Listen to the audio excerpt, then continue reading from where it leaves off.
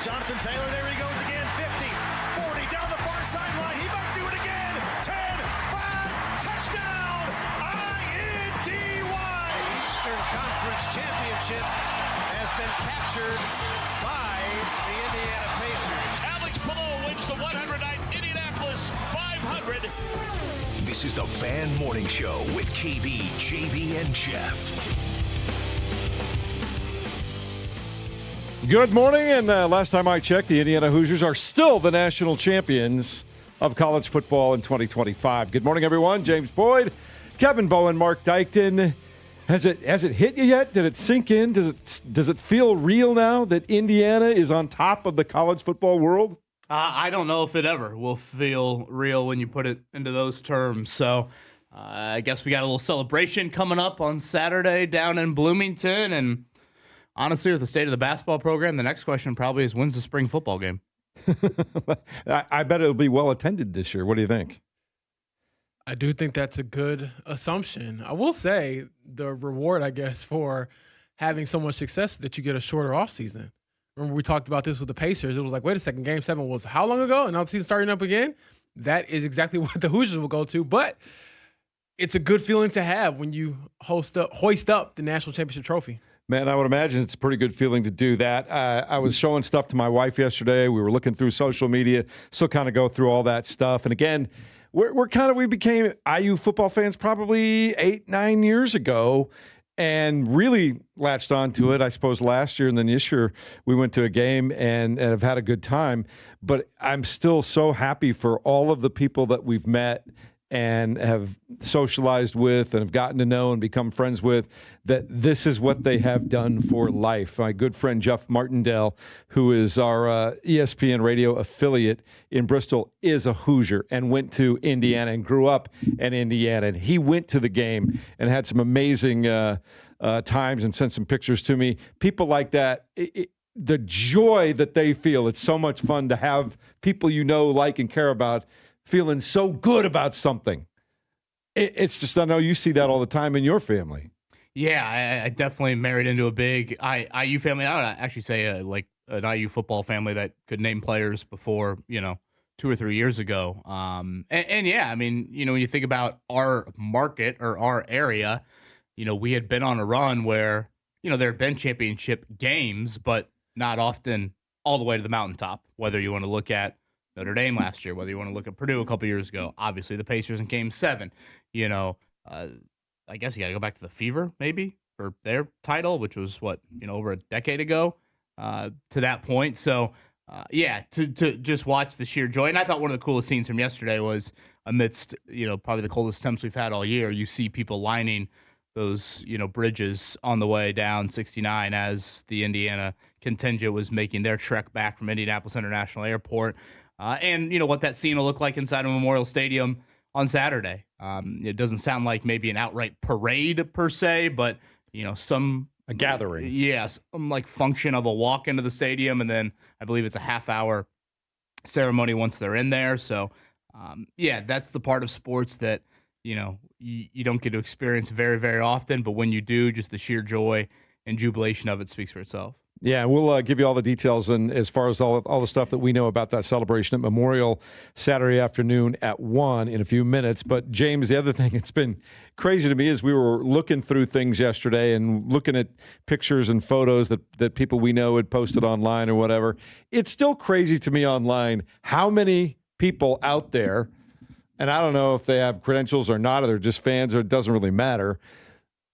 All day, those people are like, well, yeah, but. This thing about the average age of the Indiana player, or it's now in the new age of NIL, it was a watered-down field, and they're not facing the Titans that they used to face. I'm thinking there are people that will twist themselves in knots to not give credit to a team that just went 16-0 and beat 5 top 10 teams along the way. We got to get you a new algorithm. I don't know what's going on. I feel like whenever I get on my social media, there's nothing but credit being given to IU. But anybody trying to discredit it, I mean, who cares? Trash talk is the best because you can talk it, and then when you win, you can talk it forever. So, Lord knows he could not make me a national champion because I would be the least humble person on the planet. But it was fun to watch it, and I think again, just knowing all it took, looking back at the journey. I mean, I had to go back, Kevin. First game of the year, first snap of the year, I believe they gave up a long touch on Old Dominion. And if you think back to that play, at that moment, you're probably thinking, oh, boy, here's another IU team who's going to disappoint you. And so you go back to their first play of the year, giving up a touchdown to a team that is, nothing when it comes to the actual hierarchy of the college football playoff standing. And then you get to the last game of the year, and it's Fernando Mendoza just basically kneeling down to win a national championship. So how things have changed, how the perception has changed. But as I said yesterday, I don't want to be the person that says, oh, you're next up to another program. That is not necessarily true in my eyes, because I think it discredits everything that Curt Signetti has done down there, how great of a player Fernando Mendoza is, and how great these other players are as well that were overlooked previously. I did see somebody made an AI bronze statue of Mendoza diving into the end zone with players hanging on and around, and then superimposed it in front of Memorial Stadium. Maybe we get something like that someday, Kevin. Who knows? Yeah, I saw people switch up the Heisman. Instead of the pose, you make it the dive that he had there on 4th and 5. So, again, sounds like Saturday afternoon you'll have a celebration inside of Memorial Stadium. I believe it's also going to air on Big Ten Network. I don't know. Temps don't look balmy by any means down there in Bloomington. You said 30 minutes, and I was thinking, yeah, that's about long enough. Right. I was going to say, that seems about the right time. At some point today, I do want to get into, a comment we saw from Curt Signetti yesterday. I think it explains so much of, if you're going to be really honest about this, Tom Allen had a lot of those comments walking out of Bloomington a few years ago. And I think, maybe it took an administrative change for people to finally listen, finally embrace. But I thought Curt Signetti had some interesting comments about that. He's actually in Houston today. He's collecting one of his umpteenth Coach of the Year awards there, back in Bloomington, coming up on Thursday for him. A lot going on. We had a bunch of college basketball last night. The void never stays the void, does it, James? In this day and age, we're just on to the next all the time. There's something going on every single second. I was okay with that, by the way. Well, I'm mad at it, but it just keeps the wheels just keep on rolling, man. That's our life. But I will say, I think there are plenty of Hoosiers fans who are enjoying this and will enjoy this for a long time. Not saying that you'll forget about it, but eventually you'll get back to regular, normal life and perhaps a repeat when it comes to the Hoosiers. But for now, this week, I would imagine people are still riding high about that team and that program down in Bloomington. It's going to be a lot of fun. If I were an apparel manufacturer, the kind that makes hats, jerseys, T-shirts, whatever, this is probably a pretty good time to recognize that Indiana has the largest alumni base in the world at over 800,000. You might be able to sell some caps and T-shirts along the way, I would think. Yeah, I'm sure there's some unlicensed cookies being baked in some shop somewhere, but who cares, man? The vibes are good. And I will add, again, to Kevin's point, when you look at what this team has kind of been through and how they've kind of stacked days together, I think you look at the process that Curt Signetti has had, it is very impressive to see what he's built. And it's kind of funny to also hear him say he took yesterday off, and I guess he's back at it today. So you talk about not getting a break, Jeff. In reality, we want to joke about it, but he probably really can't. You have to hit the transfer portal. You got to continue to build your roster, get ready for your spring schedule, all these things. But those are good problems to have as opposed to what we had in the past, just recently with IU being the quote-unquote losingest program in college football history. I guess that's changed a lot. Yeah, no question. Kevin, do you know anybody we can meet in a parking lot or anything like that to get a special discount on hats, T-shirts, anything like that? I promised I would not reveal his or her identity when that happened. But you do know a guy. No snitching, baby. No snitching. Right, KB. What happens to snitches, James? Hey, you know. Stitches, hey, right? Is that how that works? I don't know. I ain't never snitched before. That's good to know, too. Good morning, Mark Dykton. Good morning. How are we doing with the Chicago Bears? Kind of, did you just push that to the back and just focusing on Indiana this week, or where are you at? I mean, still, great season and all that stuff. Disappointing finish, but optimistic for the future. And then obviously IU is the front page news there. So very excited for them and all that. And man, if you were an IU and a Bears fan, you had a heck of a fall and a winter. So yeah. Good run there. No question about that. Isn't it crazy though, guys, how one team can lose in overtime and their fans are excited for the future and they can't wait to get back to work, and everybody's patting them on the back, and another team loses in overtime and the coach gets fired and they're wondering, do we really have our franchise quarterback? I'm talking about the Buffalo Bills versus the Chicago Bears. Perception is a crazy, crazy thing, is it not? Do we really have our franchise quarterback? I think they have that guy. It's just, do you have the right pieces around them? But, it's a tough league, but I never feel too bad for those coaches because they're not going and getting in the unemployment line. The money's guaranteed, so they'll get that money and probably, some more when they get hired somewhere else. This is crazy to me, Kevin, how two teams can have the exact same fate, and there's just such a difference in how it's viewed. Obviously, the Bills been knocking on the door, and they're waiting to break through, and everybody thinks that they have this championship window. And the Bears, coming from where they've been the last decade or so, they look like they've got their guy at quarterback. They like their new head coach. They're all excited about the future. It's just funny how things ebb and flow. Yeah, honestly, I feel that way about our own market in reaction to Indiana fans reacting to Monday night, particularly if they had lost, versus how we might see Purdue basketball fans react in 2.5 months if they get all the way to that game and not get it done. Just given the history of those two programs there, of the, oh my gosh, I can't believe this is happening, to the other end of it, of a sports fan of, oh my gosh, we're never going to get it done. That's just kind of how, again, history's, paint so much of those pictures. Should mention, for those that did not stay up last night, Purdue lost out in Pauley Pavilion to UCLA. UCLA hits a 3 with 6 seconds to go to beat Purdue by 2 there. I watched about the first 10 or 15 minutes of that. Purdue built a big lead. Their bench was outstanding. They were actually up 6 with 90 seconds to go, and then UCLA made all the plays. Couple of uncharacteristic turnovers for Purdue there. C.J. Cox missed. I'd call it a halfway decent look there at the buzzer. So the West Coast has not been super kind to Big Ten teams when they've gone out there. Purdue had, 2 really game, pressure moments at USC on Saturday and UCLA, and they get a split in that one. And then, of course, Indiana last night up in Ann Arbor. And that game was over before the first media timeout. All right, we'll give you all the details on all those games and more as we get the check down coming up in just Butler a moment. Won. Shout out to the yeah, and we'll get to that as well. We'll talk about all of them as we continue on 93.5 and 107.5 The Fan.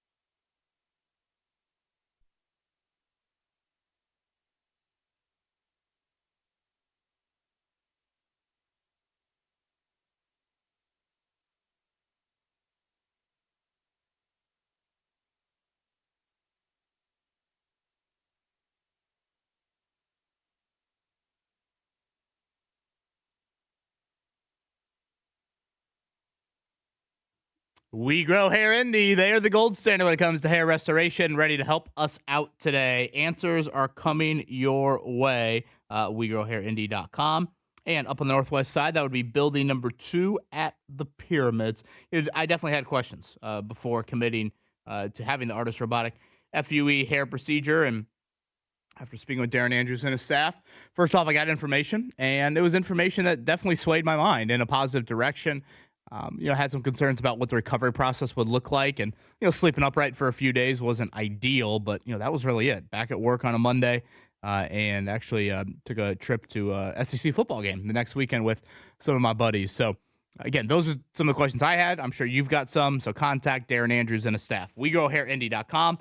And up on the Northwest side, it is the gold standard for hair restoration. We Grow Hair Indy.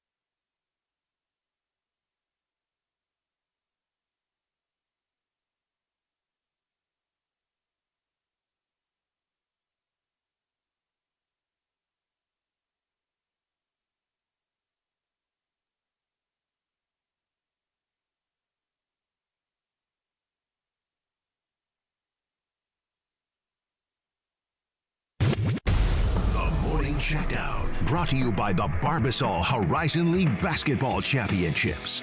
March starts here. The Barbasol Horizon League Basketball Championships with NCAA tournament bids on the line, May 8th through 10th. Tickets and more at horizonleague.com/Indy. Good morning and welcome to Wednesday. The Indiana Hoosiers getting ready to celebrate their national championship football team Saturday afternoon at 1 o'clock. It'll be at Memorial Stadium in Bloomington. Parking lots will open at 10 a.m. The gates themselves open at 11:30. They're talking, Kevin, about maybe a 30-minute ceremony of some type because it's probably going to be really, really cold out there. So it'll be interesting to see how they do this. Yeah, and there's some walk, right? There's a walk to the rock before that. Is that is that like the equivalent of the player walk? Is that what that is? I saw that sentence, but I'm not exactly sure what that is. Is that the kind of thing where the players go walk and fans would be on either side of them, or they follow them? I'm not sure. We'll get more details as the day goes I'd follow along. Fernando Mendoza anywhere. There you go. I saw a great video of him yesterday after he got done with all the interviews and back in the locker room and coming back out.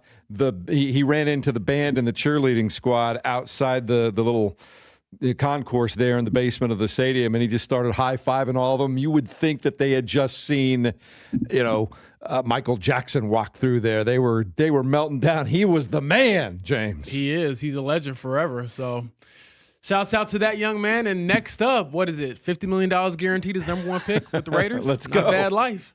Let's go. Younger brother Alberto Mendoza in the transfer portal now. He's likely headed to Georgia Tech. The Hoosiers, of course, have signed former TCU quarterback Josh Hoover, who was amongst the leaders in the nation in quarterback play last year. In case you're wondering, when Alberto Mendoza did get a chance to get in games this year, 18 of 24, 286 yards, 5 touchdowns to 1 interception. He wasn't that bad. Not too shabby at all. So that's the latest on Indiana football as they get right back to work. And in some ways, Kevin, I know that you balance everything, you do what you do, but that long championship run can't help but put them a little bit behind in some administrative things and such as Curt Signetti gets ready to try and reload for next year. Well worth it. Yeah, I would take that trade anytime. College basketball last night, UCLA on the road, Purdue on the road at UCLA. And as you mentioned a moment ago, Kevin, Bruins scored the final 8 points of the game. They win it 69-67. Of note, though, UCLA was honoring John Wooden last night. He, of course, coached the Bruins to 10 NCAA titles. And back in 1932, James, he was the National Player of the Year at Purdue. Matt Painter talking about that sometimes his performance as a player gets lost in all of the great things he did as a college basketball coach. Shout out John Wooden, an Indiana native, by the way. Yep. Also, they will host Illinois Saturday at 3 p.m. Any chance that you might go up and watch that one? See your Illini?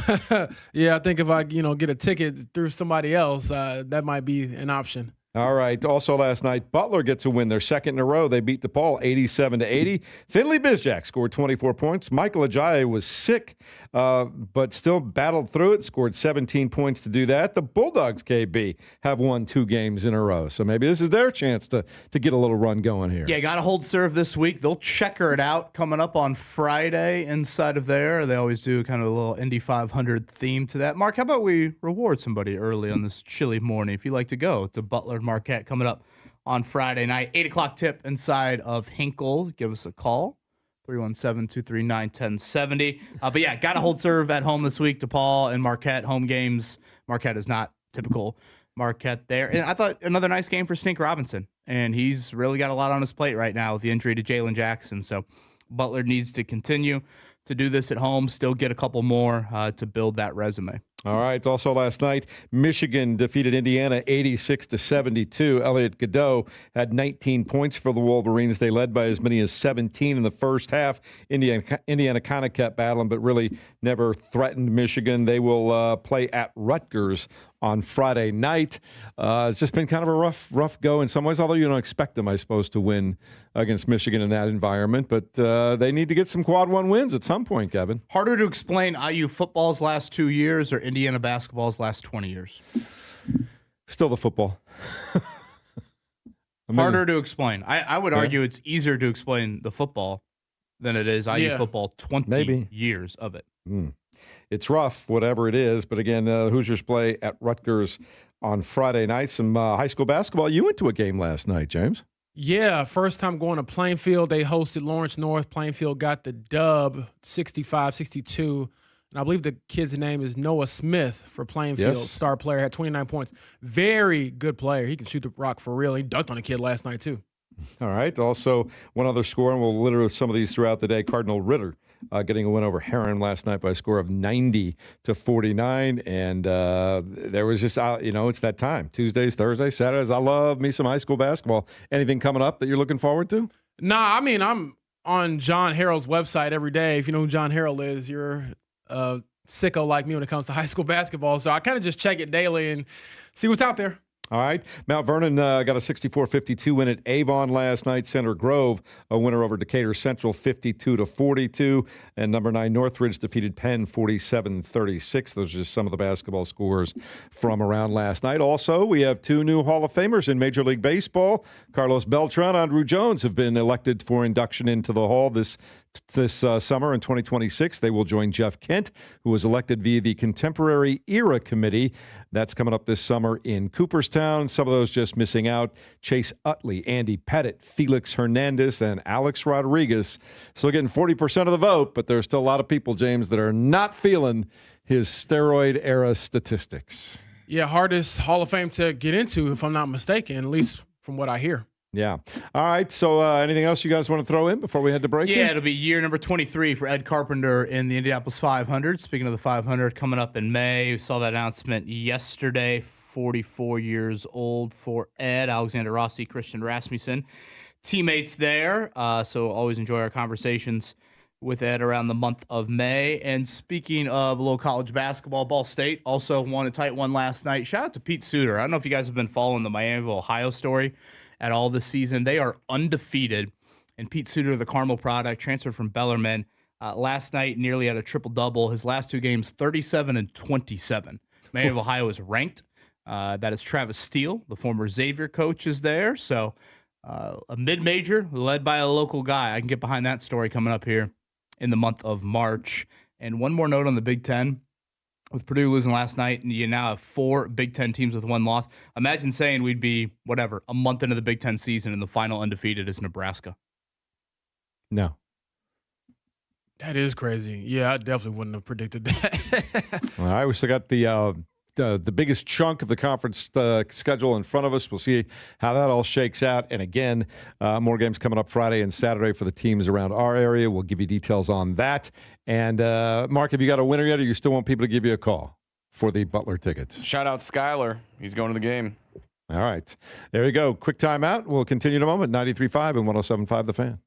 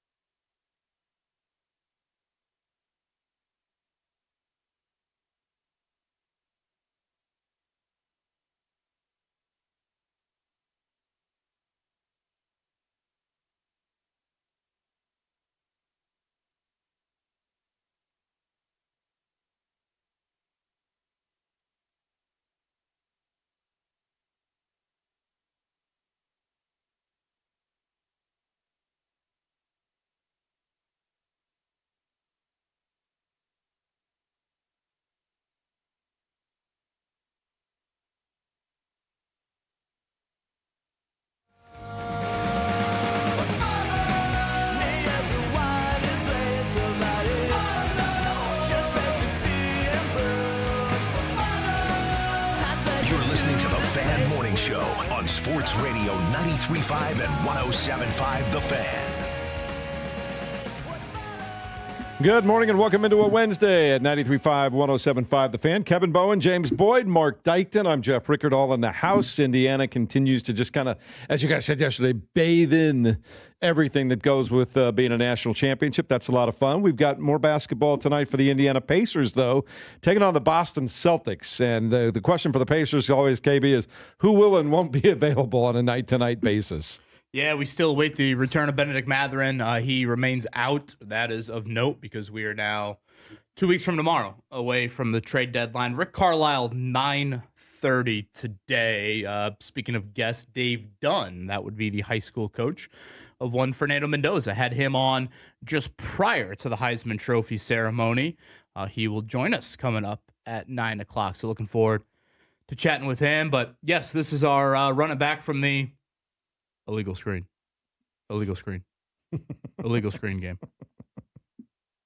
We should play that throughout the morning. Illegal screen. But no, last time the Celtics did not just overrun the Indiana Pacers, and I think it's remarkable that yes, they've had their blowouts. We saw the game against Detroit and things like that. But as patchwork as this team has been, and patchwork is even optimistic at times, James, they keep fighting, and they've won 4 games over the last several weeks here, couple of weeks. Well, when you put it like that, doesn't sound too promising. Well, they had a little winning streak there for a minute.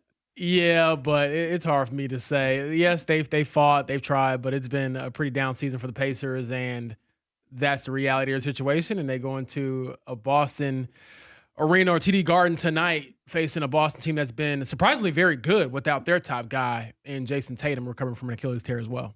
Yeah, man, the Achilles just has been the injury of sports over the last couple of years. Not just the things that we've seen here with Daniel Jones and Tyrese Halliburton, but it feels like Achilles injuries are just popping up everywhere, Kevin. I don't remember in all the years that I've been covering sports a concentration of Achilles injuries over the last 2, 3, 4 years like we've seen lately. Jaylen Brown will play tonight. He did not play in last week's game. Again, low-scoring game. That was that super low foul game. Siakam hit the, of course, bank shot there, and we had the infamous Joe Mazzulla press conference afterwards, and Rick Carlisle sharing his thoughts with us that next day. Mark, if we could, let's cue up that Curt Signetti clip from yesterday. One of the points I tried to make yesterday was Curt Signetti is a wonderful, brilliant X's and O's coach. Clearly, the internal development of players on their roster is through the roof. But I think right up there, if not higher, is just frankly his ability to recognize the massive mindset shift that was absolutely needed in Bloomington. And Signetti, I thought, really expanded on that yesterday. This is actually a question for those that weren't following along. They do this the morning after. We see it with the Super Bowl. We see it also with the College Football National Championship game. I believe it was Mikel Kamara, Fernando Mendoza, Aiden Fisher, I think Pat Coogan. Those were the 5 that met the media yesterday morning. And the question was asked specifically to the players, but Signetti felt the need or wanted to interject, and he had this to say about Indiana and the mindset. To the question players just answered about Indiana, I think that's called a paradigm shift. It's kind of like people can cling to an old way of thinking, categorizing teams as this or that, or conferences as this or that, or they can adjust to the new world, the shift of the power balance in college football is today. So, I think to look back at what happened to Indiana previous to us coming 10, 20, 50 years ago, strictly lacked a commitment from the top. That's it, plain and simple, nothing else. And we have a commitment, okay? And the other thing I'd like to say also is this.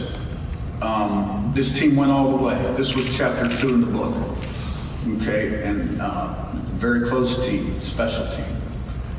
The first team never got the national credit it was due because of the controversy over the playoffs, the way we played the last 2.5 quarters against Ohio State. And so again, that was Signetti yesterday, and I think this goes back to, again, a little bit of a conversation that we had of, not to like disparage Michael McRobbie as a university president, but his background was literally Australia. I don't think the presence of college football is very relevant to the education base of Australian colleges, frankly. Down under? Yeah, I don't know. Maybe if we played, I don't know, is it rugby? What would be the Australian popular? rules football? Let's There go. you go. Australian rules football. Maybe Indiana would have a world-class program in that. Pam Whitten, new president, spent 5 years at Georgia. You think she saw what proper college football can do for an entire university? And, to be honest, guys, Tom Allen made a lot of these comments on his way out. Remember Tom Allen's statement when he got fired? Mm-hmm. I mean, he made sure not to just thank everybody for the opportunity. He made sure to say, if Indiana wants to get serious about being at the adult table of college football, you need a commitment from above me. And, you think about the two coaches prior to Curt Signetti, Tom Allen, who had spent time in the SEC, and Kevin Wilson, who had spent a long time at Oklahoma. Those two guys had come from big-time college football. Now, they were also first-time head coaches. So I don't know if they necessarily had the clout to walk into the university, sit at the table and say, we're doing this the wrong way. And maybe it just took multiple swings and misses again from a new head coach standpoint for Curt Signetti to finally have those ears. Or maybe it took Scott Dolson's presence or Pam Whitten's presence to have those ears. But I just think it's a point that shouldn't get lost in the Curt Signetti turnaround of a lot of it is university mindset that needed to have a commitment. And credit to Signetti for going to the nth degree to make sure everybody in Bloomington heard his voice loud and clear. Those first 24, 48 hours in the job, he didn't hold back. When I hear that response yesterday, Kevin, listening to it back here on these airwaves, it almost makes it seem as if Curt Signetti is still selling something. And I'm not saying he's out here, trying to give away T-shirts before a Pacers game or something like that. Probably a little bit easier. Probably got a little bit of higher standing, with better storefront or whatever. But when you say it's a paradigm shift, I think you can sell it easier now because you're sitting there as a national champion. Now the question becomes, how many kids can we get to stay home? There's always talent here. I mean, I see it on a yearly basis. And I'm not talking about kids going to, no disrespect to any school, but, FCS programs or the, group of 5 programs. No, there's Power 4 talent here in the state. And we're no longer selling you on what could be. We're selling you on what is. You want to be a national champion? Come here. We are. You want to get developed to go to the NFL? All right, beyond Fernando Mendoza, I was going through actually some Colts draft stuff yesterday. Put a story out this morning about draft targets, and feel free to yell at me because I know people want to hear about the Colts. But one of the players I thought about as a potential target for Indy is Elijah Sherrod. I was thinking to myself, if Michael Pittman Jr. isn't retained, you need another receiver, second or third round. I mean, if you're in the market, would you not go after that guy? If you want to, get somebody who's played at a high level, was productive in college, got coached well. So all those things I think translate to why you can sell that program a lot easier than before. So it's very exciting to kind of approach it like that. But at the same time, you could tell the dude is just not satisfied. I loved how you just grabbed the question from someone else. He's like, wait a second, let me get in here and, again, sell my program and explain why this is happening. Yeah, and I think, Kevin, you make an unbelievable point. You talk about the background of Georgia for the new school president. You talk about Scott Dolson. You talk about bringing in Curt Signetti. And then you talk about what Curt Signetti did the moment he got here in that when he was introduced at that basketball game. It was about, we say this all the time, and which one of the teams was like, we're about alignment. It's all about alignment. You hear that in sports all the time. I hear that in press conferences whenever new head coaches get hired by. Signetti's the one that said it. He said it on the Big Ten Conference Championship celebration. But when you get the school president, the athletic director, the head football coach, and the fan base aligned, and Signetti aligned that fan base. announcing his presence. And yeah, I know people chuckled at it at the time and go, okay, yeah, whatever. But he brought them along. He got them on board. Now you have total alignment in that program from the president's office. This is what it takes to get serious and compete. The alumni are now in alignment when you hear about all the donations that have started to come in the last couple of years, and I'm sure that'll climb as well. When you have the alumni base, the president, the athletic director, the head football coach, and the fan base all in perfect alignment, you get a national championship, apparently. Because I don't think all that many programs are in alignment, or there's maybe 10 or 12 every year that are, and those are the ones that have a chance to win. And I think we will look back, or we should look back, on the first 24 hours on the job for him and just never lose sight of what he did. Because in multiple instances, he did things that all of a sudden made people around the country be like, who the hell is this IU coach? Kurt Signetti? Is it with a K or a C? What is this guy's background? Like, who does he think he is saying all this stuff? And he did the Google me. That was one. Mm-hmm. He grabbed the mic at the basketball game and did the Purdue sucks and Michigan sucks and Ohio State sucks. And then he also went to the Big Ten championship here a half mile down the road and got on the set there and said, yeah, I figured we'll be in this game next year, so I thought I might as well show up and see what it's all about. Yep. On 3 different occasions, he went WWE promoter to the nth degree. And again, what it did was I think it all of a sudden perked everybody's ears up inside of that program, athletic department, university. But also, I can't tell you how many, IU friends of mine that last year during the summer said, I'm kind of looking forward to the start of this football season. This coach is kind of crazy. I want to see what it's all about. Not, I think Curtis Rourke is going to be a hidden gem, or not that, hey, right, man, all these JMU guys, I've been watching film on them, and they're really good, and they're a bunch of sleepers. It was more of like, I haven't heard a dude talk like that ever about IU football. Right. Now I want to see if he can walk. And that man has strutted all the way to the top of the mountaintop. Let's say walk, man. Walking on water like Jesus after what he did with Indiana. I'll take your church, KB. You're welcome to come, brother. Dude, bring up Michael Jackson earlier. He's moonwalking all the way to the top of the mountain. Slide. I do want to throw this out there, though. And I was reading about this over the weekend. This was before the national championship. And Kurt Signetti I think somebody might have asked him about being an NFL coach. And he said that wasn't his thing. And the quote here that he gave was, I'm not an NFL guy. I've made that decision a long time ago. My question is, do you believe him? Because I actually tend to do that. I know some coaches say those things. Yeah, I do. And you look up in 2 years. I know Marcus Freeman I believe, asked the same thing. And he was like, well, He did not answer that in that way. Never say never. The future is what it is. And we're focused on the here and now. But Kurt Signetti, I think part of him is like, well, I'll go where I was given an opportunity and where I was loved. I'll stay where I was loved before anybody else kind of knew who I was and hyped me up. Because now I would venture to say there are a few NFL teams that will welcome him to their franchise, but it's almost like, well, nope, too late. I have my opportunity here. And he did say he had an opportunity years ago to jump to the NFL ranks and decided not to do it. And as an assistant. Exactly. But yeah, to be where he is now, I don't see, if he's content with being a college football coach, a better program out there. The times have changed. There is no more, let's jump to the Alabamas of the world, the Georgias of the world. If you have an alumni base like IU and the money to back it up, why not stay where you're at and keep winning? Yeah, and the other thing is he's getting paid pretty well now, too. He got the $2 million bonus for winning the national championship.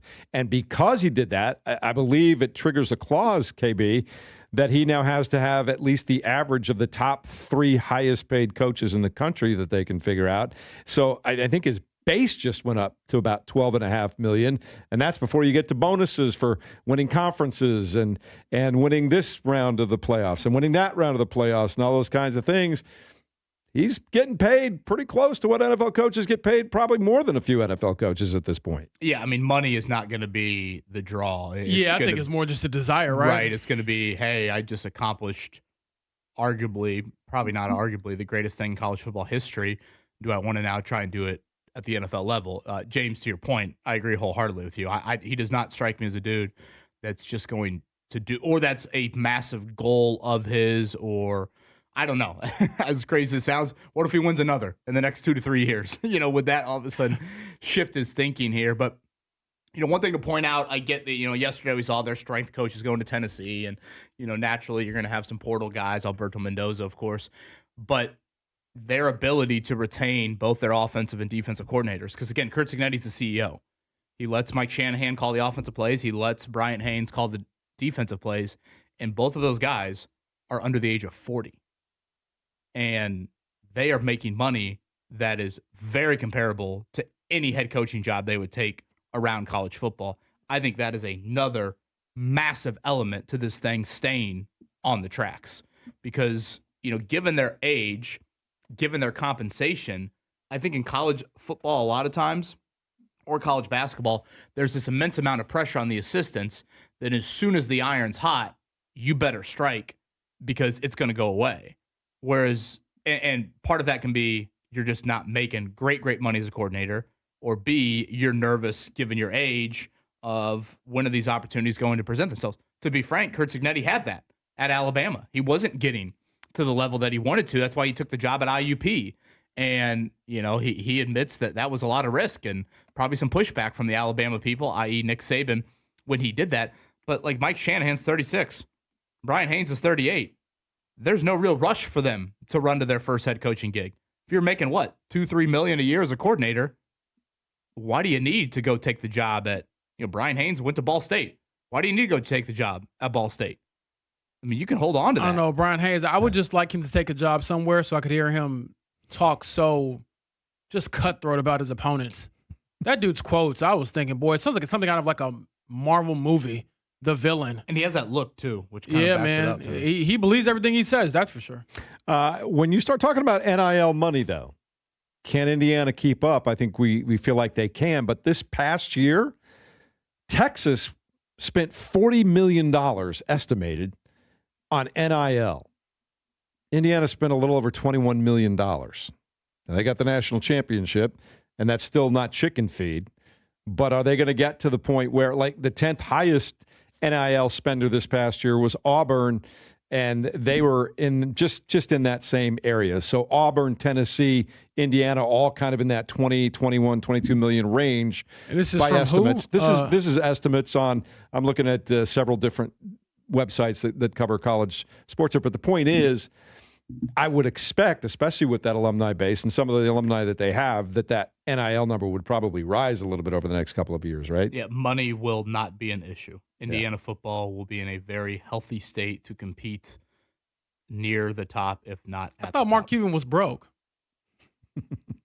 When he gave big, I thought that meant like he put a little extra in the collection, kind of like at church. I thought he had given maybe, I don't know, $6 he put it all instead of $7. To the Cuban Center. Yeah. Is that where he put all his money down there in Bloomington? How many times was he on TV before the game? I was thinking, and after the game, give him too. that airtime so he can keep cutting those checks. Is he probably the most famous IU alum at this point in time? Is he the most famous IU alum? At this point in time? I don't know. I would venture to say probably not. I don't know if my family knows who Mark Cuban is. My dad does. My mom does. But like Shark Tank? I don't know the people. There are many millions of Americans know him from Shark Tank. They don't even know about basketball. I just feel like someone's gonna like message us and say, "Well, you forgot this person went to IU." Sure. And I'm gonna sound like a clown. So I don't know. He's got to be one of them, right? Yeah, for sure. Man, it's good to be Mark Cuban these days. When has it not been good to be Mark Cuban lately? Yeah, I would certainly like to have to handle those finances. What will be fun over the next weeks, though, is to start transitioning more and more into basketball and college basketball. Because, oh, by the way, I know that they lost a game last night on the road at Pauley Pavilion, but Purdue's right there with, I think, just as good a chance as just about anybody to make a run in their home state coming up in March and April. So maybe we get that run as well. That would be fun. Yeah, they're going to need a little bit more, I think, from Trey Kaufman, Ren, and Fletcher Lawyer. I actually been pretty impressed by their bench and their depth in general. Watching the early part of that game last night, they built a big lead early with a lot of that depth. And again, that was the thing that Matt Painter mentioned. Matt Painter was very candid before the season started. We feel like this is our best opportunity because of the depth. Braden Smith has played like a first-team All-American. Trey Kaufman, Wren, and Fletcher Lawyer, however you want to define them, All-American level for Kaufman, Wren, Fletcher Lawyer, whatever, honorable All Big Ten, something like that. I don't think they've been at that level. And so I think it's important for Purdue to get on that run. That's going to be necessary. But yeah, last night, you have a 6-point lead with 90 seconds to go. You would think with a player like Braden Smith, you're able to finish that off, and they couldn't. Braden had a couple turnovers. I don't want to put all of it on him. I know he was banged up with that knee injury there, and he has made so many closing plays in his career that he probably earned some benefit of the doubt there. But, man, this Big Ten race is going to be wild. And we sit here approaching the midway point of the Big Ten season. Undefeated Nebraska, which sounds wild, and then 4 one-loss teams, Illinois, Purdue, and the 2 Michigan schools. Did you see Mick Cronin thanking the Big Ten for scheduling Purdue kind of harshly before they played out west against them? I don't know which Mick Cronin clips are real and not. I feel like he's bitching about the Big Ten scheduling every chance I get here. Yeah, he said, I want to thank the Big Ten for giving us 5 of our first 7 on the road and giving us the team picked to win the league on 2 days rest. I really want to thank the Big Ten for that. This is after they beat Purdue. And it's like, good Lord, man. Everyone has scheduling issues every year, but he's a character. I'll say that. Purdue, Illinois, a huge one coming up Saturday inside of Mackey, and we're 6 days away from Purdue and Indiana, which, again, what a time to be alive in Bloomington when you probably care more about when the spring football game is versus when the next basketball game is. Oh, how the tables have turned, Kevin. That's how that works. Did you guys watch the start of that game last night? It was rough. Tucker DeVries in the first 90 seconds of that game, 2 fouls and an air ball. And I get Dusty May. Obviously, this is not his first year at Michigan. Yeah. But Michigan's top 5 scorers are all new dudes. This is the day and age of college basketball. Yeah. It's just, Purdue's the outlier. So many of these programs, it is just strictly, we will build virtually an entirely new roster year in and year out. And yet, you look at Michigan right now, and, they easily could be playing here in the first week of April. So, yeah, Indiana just got off to a horrific start. They had 1 field goal in the first 10 minutes of that game. Yeah, I've been shocked at how, honestly, bad Tucker DeVries has been for the majority of this season. I don't want to say, he's awful, but for his standards, he has not played to that level that we expect him to play at. We got a loaded show for you coming up later on today. Stephen Holder going to join us at 8:30, give us his Miami perspective from going to the game this past week, and also talk about the National Football League, of course. We'll be giving you an opportunity to get some memorabilia from the Indiana Hoosiers run, give you some information on how to get something that's really cool and commemorative later on. Dave Dunn, as you pointed out earlier, a former high school coach for Fernando Mendoza, going to join us at 9 o'clock. Rick Carlisle, head coach of the Pacers, at 9:30. And then we'll even check out the Indy Ignite before the day is done as well. A lot to do here. 2-0 Indy. Yeah, and a lot of fun. They're looking to fill that building up all year long this year. It's going to be fun out there. We'll tell you all about it as we continue. 93.5 and 107.5 The Fan.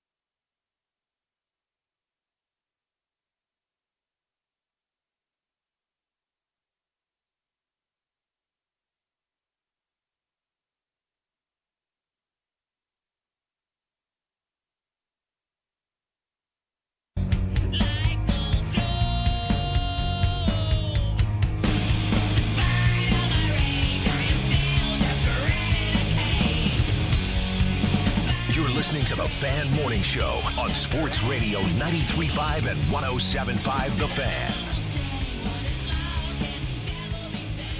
Good morning, everyone. A Wednesday. The sun's starting to pop up again over the national championship Hoosier State with the Indiana Hoosiers.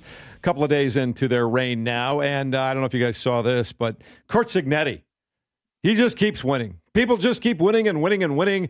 This one's for you, James. TMZ Sports reporting that he is getting a lifetime supply of beer from Upland Brewing with the Hoosier beer.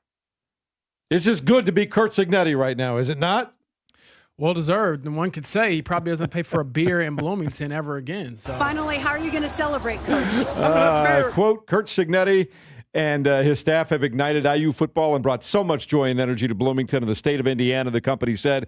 We're excited to continue providing beer for the Hoosiers as they celebrate the national championship, and we will be sending plenty of Hoosier Game Day lager their way. Also announcing a lifetime supply of Upland beer for Coach Sig as a thank you for the post-game comments. That was pretty unreal to watch in real time. I'm a Dragonfly fan at Upland. Just start saying what you want every day, Kevin. They should take care of you. You do a good job of that stuff. Yes, you've definitely done the same level of remodeling with the IU football program as Curt Signetti. I had one of those Hoosier Game Day lager hats. Used to enjoy that. Now, Curt Signetti made it very clear it was just going to be un beer for him. Said at his age. And then back to work, right? You know, if he goes to second beer. In Houston today, Paul Bear Bryant Award. I don't know, one of those Coach of the Year awards. He's got 1 million of them. So, and then we'll be back in Bloomington coming up on Thursday. Can I put a request in? I need Fernanda Mendoza on Good Morning America. My grandmother needs to know this young man. And she won't be watching him, you know, when it comes to the national championship. He's going to be grandma's favorite player in the NFL. That's what I'm saying. He needs to be on Good Morning America, teaching the youth of America how to be a good person. Apparently one of the things that he and his daughter do all the time, and whenever he has an accomplishment, she'll text him and say, "Are you happy now?" And he'll always say, "No," as kind of a joke. She texted him the other night, and she published this on her social media. She said, "Are you happy now?" And he wrote back, "Yes." This is Curt Signetti you're talking yes, about. Yes, Curt Signetti and his daughter. And I'm like, hold on now. My boy had a kid. It's just so much fun to watch all this stuff happen in real time around here. And again, if you're just joining us, there will be a big celebration coming up on Saturday at Memorial Stadium at 1 p.m. in Bloomington, Kevin. This is what we know so far. Yeah, sounds like it wouldn't be a celebration of IU football without a tailgate. Sounds like you are able to tailgate. I believe lots open at 10 a.m. Correct. Down there. It looks to be chilly, high of 14 degrees, if I'm seeing this correctly, here in Bloomington. And there will be a walk to the Rock. I thought the start time was maybe noon for that. So, I don't know. Part of me kind of was hoping for the Kirkwood-ish Dunn Meadow celebration. I get that, you know, getting a full crowd into Memorial Stadium or whatever crowd it's going to be, probably a little bit more feasible than just Dunn Meadow. That has a little bit more of a, you know, whatever, music festival type of feel to it there. But yeah, that'll be coming up on Saturday at 1 o'clock, and it will air on Big Ten Network for those that are not viewing it. Not in person. Yeah, and again, parking lots open at 10 a.m., so get out there and stay warm and do your thing. And did you see any of the drone shots of Kirkwood the other night? Oh, yeah. That was cool. Just people packed on people for blocks. You know what? It was Shout cool. out to, I'm not, you know, listening to the police blotter like some people out there, but it sounded like relatively quiet from a arrest or injury standpoint down there. I feel like usually you hear 37 people were arrested last night as Georgia celebrated their national championship in Athens. Well, I was going to say, Georgia and their players, they get arrested pretty often. Well, high-speed chase is more for the IU basketball program, not necessarily the IU football program, right? James, what was it, just like one questionable couch being lit on fire? That was about it. There was a little bonfire-ish situation. It looked like that was put out relatively easily, and no mugshots. How about that? I think the kid jumping off the Jimmy John sign, his buddies caught him down there. Yeah, that was the teamwork biggest again. thing. Yeah, Everybody. One of 11. Just do your job. You know, go back to the national title game. They had a tight end play fullback, score a touchdown. They had a block punt. Charlie Becker's on the depth chart. Yeah, just do your job. I like that. James, you had reposted something from Ashley Adamson that I thought was really cool that I had no idea. Last year at Cal, Fernando Mendoza was knocked out on a controversial hit by Wesley Basant in a crushing loss. If you go back to the national championship game on Monday night, Basant was the last offender, I think number 31, that got run over on the way to the end zone, right? Yeah, that was quite the extra layer to the movie, and I believe Ashley Adamson said, which I laughed, shout out to the Big Ten host, a network host, she says, this movie will have to be a trilogy to properly convey all the absurd storylines. So yeah, there's so many through lines with it, and obviously the two main co-stars are Kurt Signetti and Fernando Mendoza. Yeah, and unbelievable character actors along the way. D'Angelo Pons, Aiden Fisher, Roman Hemby, Surratt, Becker, Cooper, just go along the offensive and defensive lines. I was talking to somebody yesterday and asked the question that we asked when we were getting ready for the game on Monday. Honestly, where's the weakness on this team? Where do you attack them? Where's the weak spot? What's that Kanye West saying? Not the ones that are horrible, but the world may never know. You had me nervous there for a second. Yeah, I believe you won an award. Didn't he say I guess everyone wants to know what would I do if I didn't win? I guess we'll never know. There you go. You never know. I like it, but man, it's been fun to watch. It's been fun to be. I scared myself there, Kevin. You scared all of us there for a second. You should have seen Mark. Mark actually stood. He stood upright, got out of his chair when you mentioned Kanye West right there. Like, where's this going to go right now? I had my finger on the dump button. Did we get a winner for the Butler tickets in the last hour, by the way, Mark? Yeah, Skyler. Skyler, congratulations. The 4-pack. So that's always good stuff, too. We may even give away a 4-pack later on in the afternoon or in the morning in the 9 o'clock hour for the Indy Ignite.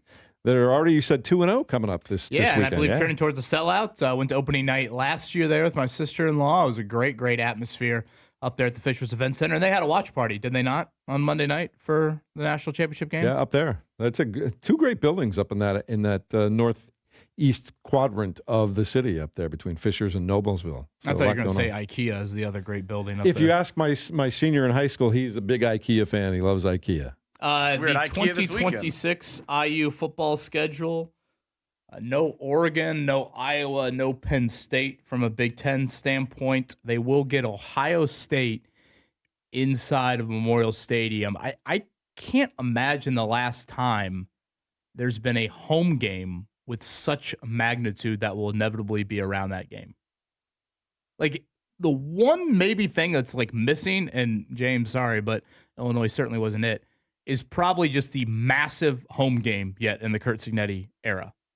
When you think about it, would they have 5 top 10 wins this year? How many of those were away from home? Or neutral field. Well, that game, that is for the record, that game was tied at 7-7 at one point. And then, I put my head down and it was, a 30-0 run or whatever it was. I just hope we don't Big Ten noon kickoff, whatever the hell it's called for that. Put that as a night game. Ohio State at Indiana, and for once, this is not all the Ohio State fans in the building. This will be the Indiana fans saying this is the home field. So I think Big Ten schedule officially announced with dates and everything coming up next week. But yeah, the home games for Indiana next year in the Big Ten. You'll get Ohio State, Purdue, USC, Minnesota, Northwestern. The away games, I guess, kind of some interesting sites here. You do go to the Big House, Michigan. You do go to Nebraska. And you do go to Washington. That Washington quarterback's back there. Is that right? Last I heard, he had changed his mind and decided to stay, but we'll check the watch again at 10 o'clock. Changed his mind or the legal team? I think both. I do think that's an interesting dynamic, though. Honor the contract that you signed, but you're forcing a kid to come back who doesn't want to be there. Doesn't bode well, I think, for team chemistry and building. So, and now you got the Duke quarterback. Sounds like something similar. The school is suing him to outright. Go to Miami. James, I think this is very awkward, very murky, very messy, real quick. Well, but I think a lot of these schools are trying to establish precedents right now. Like, how is this going to work moving forward? Like, for example, Duke right now, they're suing Darian Mensah because they're saying he broke a contract. It's kind of what Washington was saying too. I think you get a couple of these cases in the books and you have something to go on, some legal precedent to go on, and that might start to take care of it, don't you think, James? Moving down the road? I'm not sure. I feel like the NCAA kicked this can down the road so far that they made it worse. And now you've opened Pandora's box and you can't put everything back into it. And if you're expecting Congress to step in, I wouldn't hold my breath on that, because that would take a lot of people agreeing to a lot of different things. And we know if there's one thing with college athletics, no one ever agrees. So here we are. Yeah, and we'll wait to see what the courts decide on all these cases. But how crazy is it that whether or not a kid can stay at your school or leave for somewhere else is being decided by a judge somewhere? That's where we're at now in college sports. Brave new world. I mean, it worked out well for Indiana, but I think it also goes back to what we talked about with what you sell. I mean, who's trying to leave Indiana if they have a legitimate chance to play? I know Fernando's little brother is a little different because he clearly was not going to be the guy next year at quarterback, so he left, and presumably on great terms. But most of the time, if you're trying to keep a kid, you're trying to sell them on some vision that you have for that team. And clearly, IU has a great vision because it came to fruition just a couple days ago. Yeah, and essentially what Duke is saying in their case is that if Mensa joins another school, he'll, quote, negotiate a license agreement for the rights that he's already licensed to Duke. So they're saying he's already got a license with us. You can't just go relicense that to another school at this point in time. I think it'll be very interesting for college football. You know, I shared that stat last week on the show. In our portal era, if you look at the semifinalists in the playoff, 11 of the 12 quarterbacks have been transfers. Is that no? I mean, that percentage is absurd. I mean, it's north of 90%. Is that the trend continuing to move forward?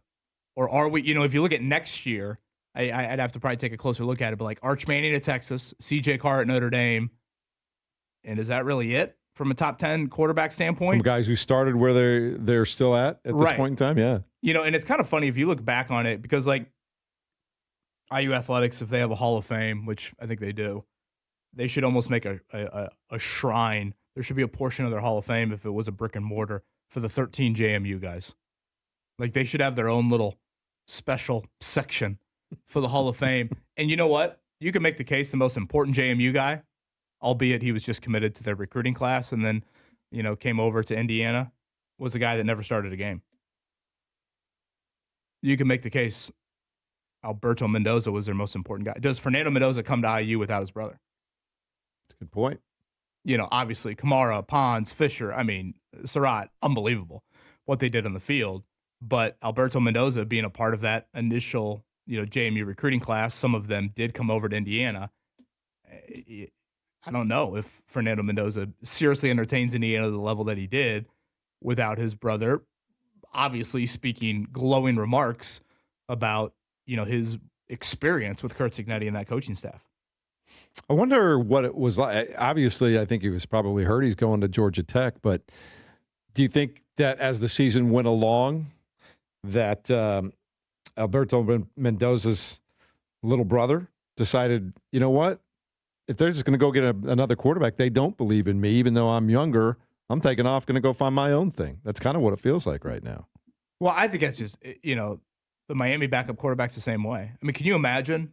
You're a play away from going to the national championship, and when you wake up the next morning, you're no longer on that football team. You know, both guys are in the portal. It's just weird. It's just odd. And we're talking about 18 to whatever, 21, 22-year-old individuals. You imagine how much their mind is racing? Wait, I was told that IU's entire roster was 25 and up. Well, yeah, exactly. Yeah, right. All of them can run for president here coming up here in a bit. Yeah, it's just, and I get it. I mean, if you're Alberto Mendoza, why would you come back? They just went out and got a $4 million quarterback. Mm-hmm. And, you know, we have Dave Dunn on, you know, the high school coach for both Fernando and Alberto here coming up at 9 o'clock. But, you know, I remember at some point in time, there were people out there that thought Alberto had just as much talent as his brother. And so, you know, we'll see how Georgia Tech was kind of a fringe playoff team there for a chunk of the season. So we'll see how that goes with him transferring there. But, yeah, I mean, these are some of the guardrails. And I think Kurt Signetti is brutally honest about some of that stuff. You know, he has made it very clear, like, yes, we have benefited from the portal, undoubtedly. But at the same time, there are a lot of things going on with the world of college football that needs to get corrected. Things that his program has benefited from, which, again, credit to him. The rules are presented to you, and you act upon them. But, just a little, do we get to like multi-year contracts? Is that a thing? Because obviously in the NFL, it's not just 1 year contract after 1 year contract like it is in college. Mm-hmm. Can you imagine if your NFL roster turned over to the degree your college rosters turn over? I think that would frustrate fans like no other. The next 5 years in college sports are going to be fascinating to watch and see where it settles. Does it continue to be the wild, wild west, James, or do we actually get some kind of real organized matrix for how it's going to work moving forward? So, like I said, I think we're still a little bit in the wild, wild west phase right now. The day I wake up and there is uniform rules in college athletics, I'll probably be sitting next to God. That's quite the statement on a Wednesday morning. Wow. Mark Lou Anarumo interviewing with the Bills. Did I see you retweet that? Yep. Mike Garafolo has reported the Bills have requested an interview with Colts DC Lou Anarumo for their head coaching job. Anarumo interviewed with the Titans and Giants for their jobs and will now talk to Buffalo. I'd have to double back on bios, but I believe Joe Shane, who was with the Giants, there was some history there. Not sure about Brandon Beane because he is retained his position with Buffalo from a GM standpoint there. So, yeah, we'll see if Anarumo's name gets any traction there because obviously the two previously, Mark, like you mentioned, the Titans and the Giants, both of those have been filled. I do want to mention as well, Jim Bob Cooter interviewed with the Eagles for their offensive coordinator job, previously worked with Nick Sirianni in Philadelphia. So could see a couple of different coaching changes on the Colts staff. What do you guys think about maybe Mike Tomlin in Buffalo? He said he's not coaching this year. No, I look at guys that are available and guys that are open, and just from a talk perspective and an idealistic perspective, man, you'd have a guy that has never had a losing season with a talent like Josh Allen. I know he wants to take a year off, but man, I would have thought that would have been attractive to somebody like him, but maybe not. I don't know. Yeah, maybe not. Maybe he'll reconsider, but it sounds like he's not going to coach this year, so they got to find somebody else too. And the Steelers still have Tomlin's rights too for another year. That's another good point you made. Trade. Yeah, I forgot about that, Mark. Very good point there. But That's a non-starter. We've seen teams trade for coaches before. Yeah, James, on the Jim Bob Cooter front, that definitely makes some sense in that, again, he's not calling plays here. And think about how many openings we just had head coaching-wise. It was 10 of them when it was all said and done. And these franchises are interviewing a dozen candidates. Seemingly all of them are really going deep into the pool here of candidates. Did you see Jim Bob Cooter's name for any head coaching interview? I didn't. Mm-mm. And again, he was a coordinator on an offense that at one point this season was putting up, historic numbers. So, and, Matthew Stafford's spoken highly of him, Peyton Manning. He's got history with both of those quarterbacks. I think he just goes to show you it can be difficult. Now, of course, Nick Sirianni, for example, is a guy that, wasn't calling plays and ended up getting a head coaching job with the Eagles. So it's not a must, but I do think, he probably looks at his resume and thinks, okay, people view the Colts thing as Shane Steichen's offense. Do I need to go elsewhere to kind of further my resume here? So, yeah, we'll wait and see that. I saw Mike McDaniel to the Chargers, I think was reported by Adam Schefter late last night as the offensive coordinator out there. I know the Raiders brass, before they watched Fernando Mendoza in person Monday night, they had interviewed Mike McDaniel for their head coach opening. So Mike McDaniel and Justin Herbert there for the Chargers as an OC quarterback combo. All right, Mark, let's check it down, shall we? The Morning Checkdown, brought to you by the Barbasol Horizon League Basketball Championships. March starts here. The Barbasol Horizon League Basketball Championships with NCAA tournament bids on the line, May 8th through 10th. Tickets and more at horizonleague.com/Indy. College basketball is where we will start this morning. We'll begin with Purdue on the road. They had a 67-61 lead in the final moments of their game at UCLA Poly Pavilion. But Kevin, the Bruins scored the last 8 points of the game in this one, and Purdue let one get away last night. Yeah, it's kind of similar to the USC game. A little bit of game pressure there, and how would you react? Purdue seemingly handles these situations brilliantly. But, yeah, a couple turnovers. Tyler Bilodeau did hit a huge three to win the game, theoretically with about 6 seconds to go. C.J. Cox got a decent look there, but it did not go down. So, yes, the first Big Ten loss for Purdue. Now you got 4 teams in the Big Ten with 1 loss, the Michigan schools, Purdue, Illinois, and everybody is looking up at Basketball Power Nebraska.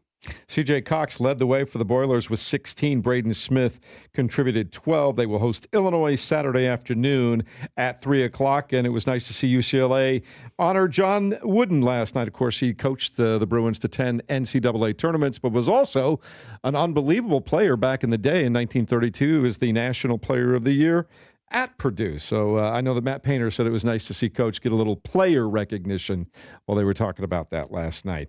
Butler got a win over DePaul, 87-80. Finley Bizjack, 24 points. Michael Ajayi was sick, but it didn't matter. He played anyway, had 17.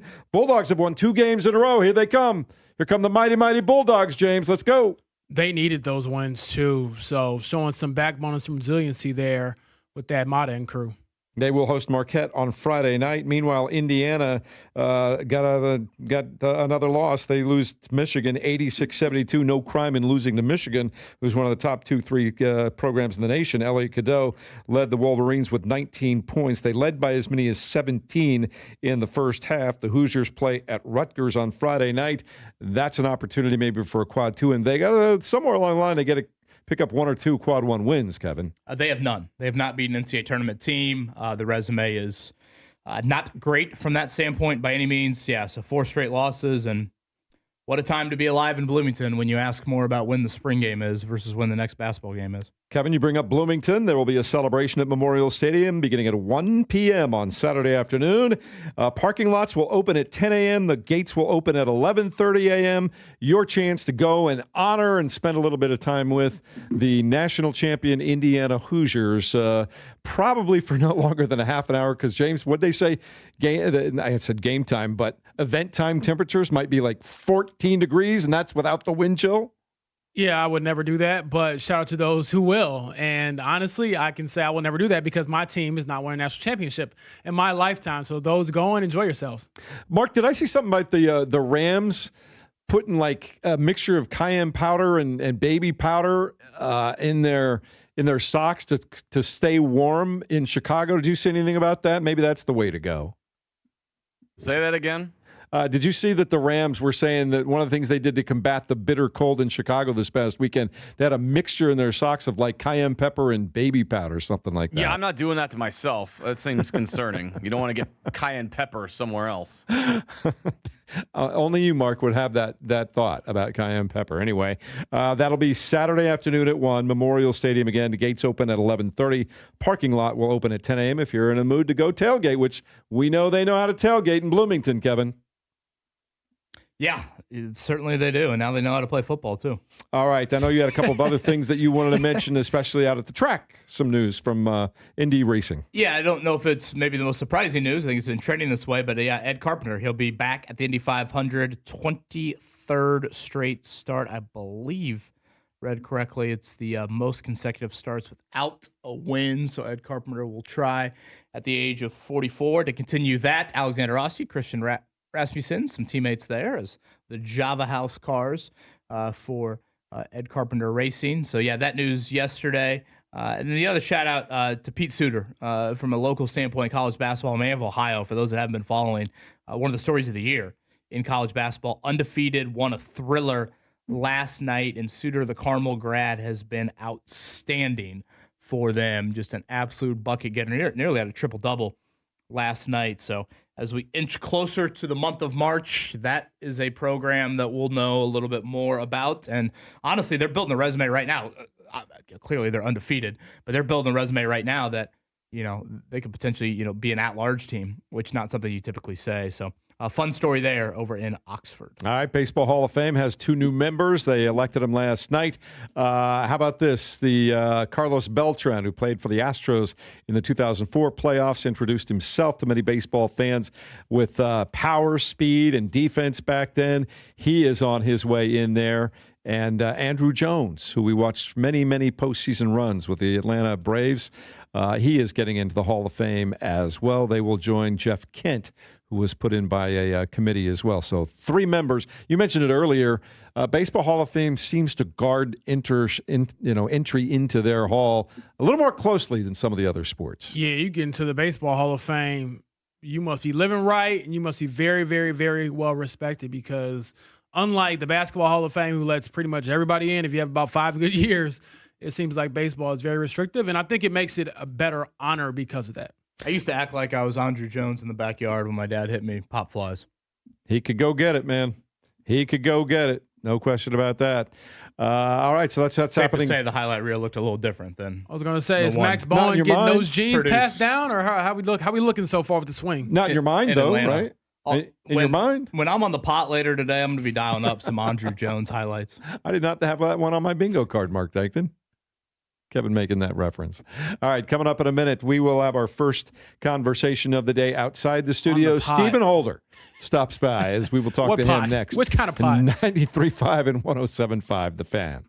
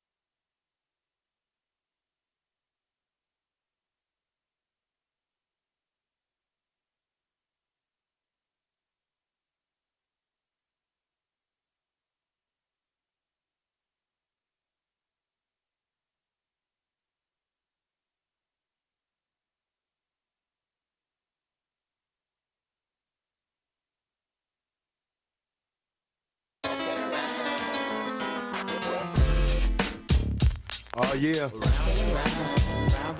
I get around. You're listening to the Fan Morning Show on Sports Radio 93.5 and 107.5 The Fan. Got James moving once again, Mark. You should just give him a playlist. I think you should develop a playlist for James. Every time you play stuff, he starts grooving. Mark, you're invited to the cookout. Yes. I've been waiting. Just don't cook. Just bring come as you are. How do you know he can't cook? That ain't the point. It's a cultural difference. I know you can cook, but just don't try, with my people. No, I don't need to try. I will gladly accept any and all food. I don't need to bring anything. There you go. Just bring the vibes in on good music. Let's turn to the Payless Liquors hotline on this Wednesday morning, where one of our good friends, Stephen Holder, is on the other end of the line. Stephen, a Miami grad, fresh out of an appearance at the national championship game, watching a hard-fought game that his team came up on the losing in on. I did see before the game you were holding up the U sign in front of the stadium. So you got that going for you, Stephen. You got that picture to take home. Yeah, I mean, look, we got some we got some good Instagram posts out of it, so that's good. By the way, real quick to change the subject, but I think that song, that Tupac track just there, I get around. I think that came out around the time James' parents met, actually. So that's a funny little aside. I remember because I was around at that time, not getting around, but just around. But anyway, no, it was cool. It was really cool, and I went with my college friends, including my roommate and some of my your day one friends who from freshman year. You know what I mean? We all got together, 4 of us, and went and. It was amazing. I mean, it was completely unexpected. I mean, Miami was expected to be a decent team this year. Don't get me wrong, but after losing 2 games, you're thinking, all right, well, enjoy the Independence Bowl or something, and and then you end up getting in the playoff, and then this happens. So I mean, it was really truly unexpected, and I think that's what made it, I think, even more enjoyable. Because you just never saw it coming. So that part was really fun. Again, we have Colts ESPN reporter Stephen Holder, a.k.a. the Miami loser, here on the airwaves. That's cold. Cold. Wow. I will say this. At least you didn't lose by 50 like my school did. I'm winning. I win every day. There I you am go. a winner. It's like you didn't give 53-point blanketed by IU like Illinois did. But No. in all seriousness, that last drive, what was going through your head when you realized, okay, we got the quote unquote stop we needed to, 6-point game, 1 drive to win it? Did you watch it? Did you blink? Take me through that emotion of that. You know what's crazy? It's like in the second half of that game. Well, yeah, I would say in the second half of that game, I was like, all right, they could win this game, but I had no illusions. I was like, they're probably not winning this game. Because I think IU just responded every time Miami made a play, especially after the Fernando touchdown. You're like, okay, like that's his moment right there. That's going to be the moment, and you're probably not going to be able to turn this momentum at this point, right? But they kept doing it. And so I was like, so at that point, you're like, wait a minute, we could win. It's like, I mean, almost like the most basic response, the most elementary response, but it like hit us all of a sudden like, wait, they could win. And then when they had when Indiana committed the late hit, it was like, well, wait a minute, they haven't done that kind of thing all night, and they finally gave us one, like not the refs, but Indiana made a mistake is what my point is, and it was like Indiana hadn't helped Miami for the most part all night. They hadn't turned it over. They hadn't committed like the costly penalties. They hadn't done all those things that Miami does all the time. That's frustrating. And I'm like, you know what? This is what we needed, right? It's all coming together. And so it's so funny though that interception was coming right toward me. I was down in that corner of the end zone, so I saw the whole thing play out. And I'm like, the receiver, the ball's in the air forever, and I'm like, why hasn't he looked back for the ball yet? So it was just a cluster, man. But you know what? It was to even have that opportunity for that drive. It was a hell of a moment. I can't lie. Did you try to bat down the pick since you saw it? You were like, oh no, wait a second, I can't. You and Michael Irvin both jump in to swat down the pick. I died a little bit on that play. I can't lie. Steven, congrats to your Canes. It was a hell of a game, certainly, and a hell of a run. You know, I think back to that final drive, and I don't know, maybe being in the stadium, you don't fully realize it, but, you know, the 3 previous plays before that pick, Miami was starting to move it a little bit, you know, after the penalty. Yeah. You know, they got the ball into Tony's hands, and they were past midfield. I thought one of the sneaky moments was just Curt Signetti taking that final timeout. You know, when you get into those like end of game drives, and you've seen many of them covering the Colts, you know, it just seems like that pass rush can really tire out. And even your defensive backs, I think, can be a little panicky. And I don't know what was said maybe in between the 2 huddles there, but, you know, the ability to regroup, breathe for Indiana. Yes, it eliminated their final timeout, but I think that was kind of a sneaky big factor in whatever, just Indiana's defense taking a breath, reset, here's some coaching points, and then obviously the game ends after that. You know, it's a great point, because when he took the timeout, I was kind of like, I don't know if I'd have done that. I knew why he did it, you know, because they were gassed, I'm sure, you know, but it was also not a no-brainer either, you know. It was like, all right, well, that's aggressive. We'll see how this works out, you know. And it was actually a great move. And look, he has pushed the right buttons all year. Just give him credit, you know. I mean, he's coach of the year for a reason. For lots of reasons, right? But that's also an example. It's not just like building something and putting a program together. It's also like, you know, in those 3 hours on game day, you gotta push the right buttons, and he has, you know. So that's also a part of it too. And I think you got to give that staff credit for those kinds of things. And I would say this overall about Indiana, like I don't know if there's a more well-coached team. I don't know if they're the best coaches in terms of like strategy and that kind of thing. I'm not talking about that. There's lots of great coaches that call great plays and those kinds of things. I'm not talking about that. I'm talking about getting your team to do what they were coached to do, to execute, to not screw up. They give you nothing. You know what I mean? Like, you have to go beat them. They never beat themselves.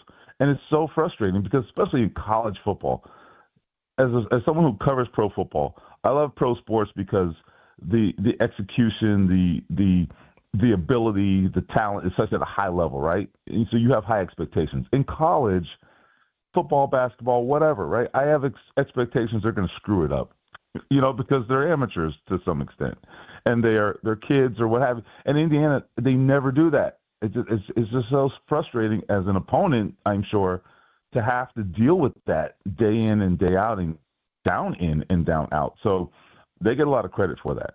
Steven, let's put Fernando Mendoza, let's put the absolute man-child that Ruben Bain is to the side. The most realistic player in that game on Monday night that you could see fitting the Colts come draft time. On the Miami side, you say? I'll let you go either, but yeah, I mean, obviously Miami probably more. You mean overall? Okay, yeah. Overall, I got you. Great question, man. Let's see. I would probably say linebacker comes to mind. I think there were some really good linebackers in that game, you know.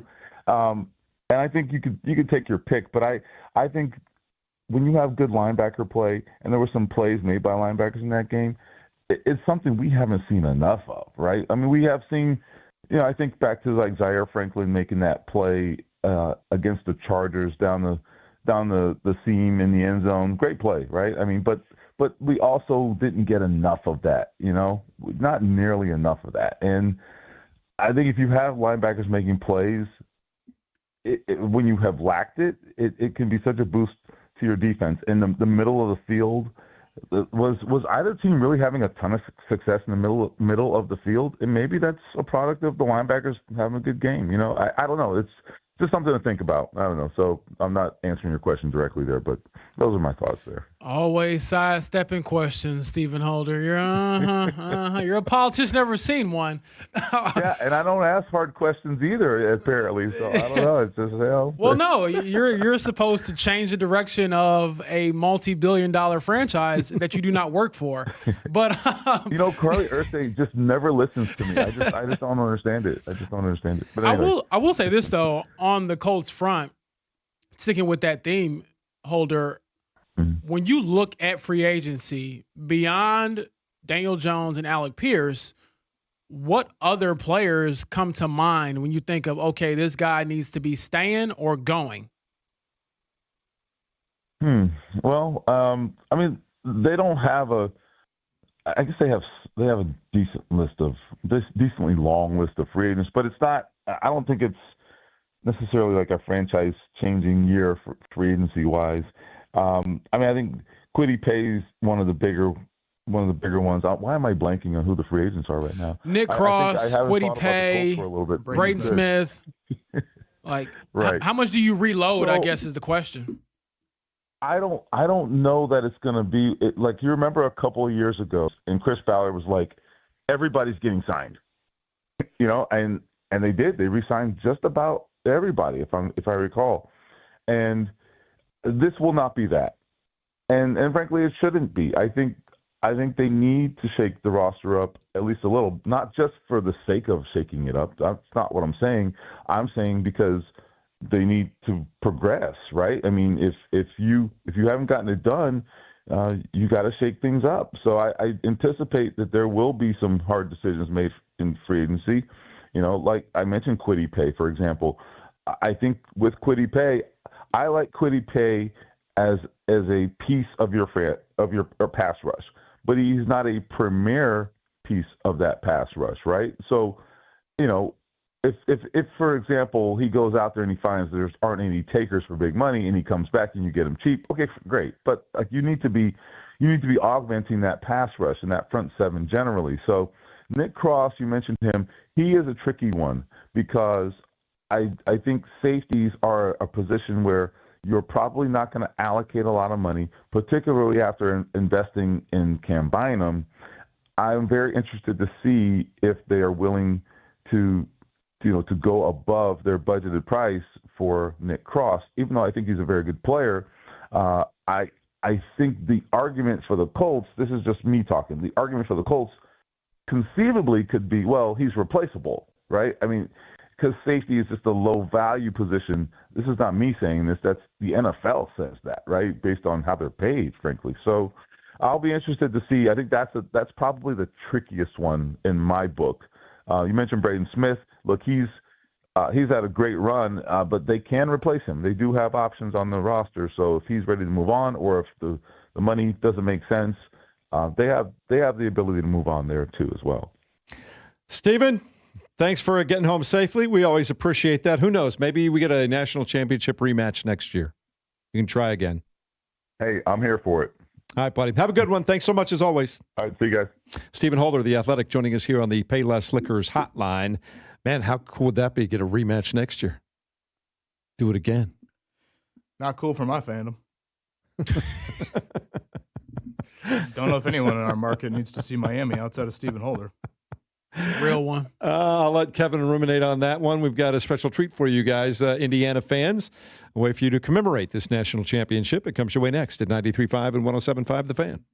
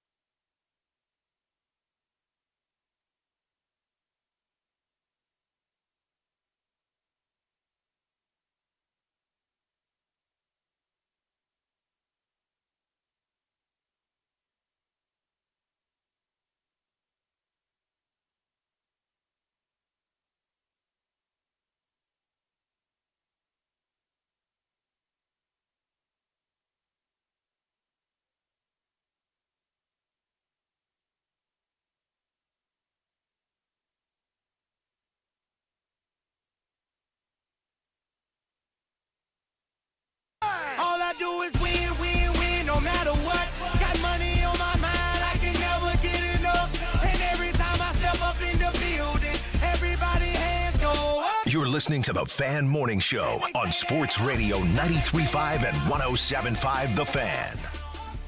James, that one didn't get you going? I see you up and moving for that one. I think T-Pain should be a billionaire off this song. I love and hate this song because I hear it so often. I heard it last night at Plainfield after they knocked off Lawrence North.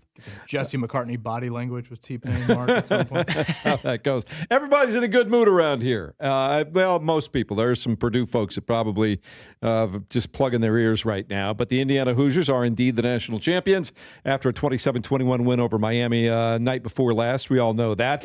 But now here's a way you can kind of celebrate that. We welcome in our next guest, Bob Ibach from Nico Sports, who's got a little something for people who are looking for a way to specially commemorate this national championship win. It's in the form of some footballs, but there's a lot more to it. Good morning, Bob. Welcome into the Payless Liquors Hotline. We appreciate having you today. Well, listen, Jeff and Kevin and James, it's my pleasure to be with you all and celebrate.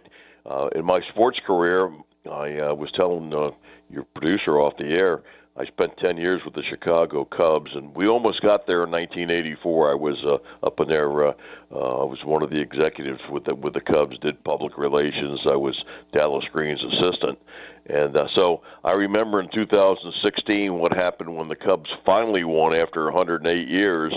It reminded me, I almost had tears in my eyes when I saw the final score the other night after watching that game down in Miami, 27-21 win. 16-0 season, and now you're going to have something that you'll be able to recollect this season and recall all the great things that happened for the Hoosiers in their season. It's a football. It's a fully licensed football. It'll come with a numbered certificate of authenticity.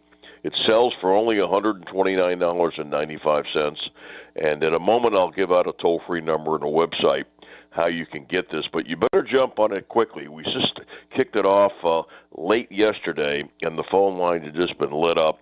The nice part about it, too, is it's going to raise money for Extra Yard for Teachers, which is the official charity of the college football playoff. So if you had a teacher or a few teachers in your lifetime that really kind of were your mentors or got you going many, many years ago when you were in high school or even before that, it's something that's going to kick back to Extra Yard for Teachers. Hundreds of thousands of dollars from this is going to go back to them to get them some of the things that they lay out themselves, pencils and pens and pads and things like that they don't get compensated for. So it's Extra Yard for Teachers. It's the official charity of the college football playoffs.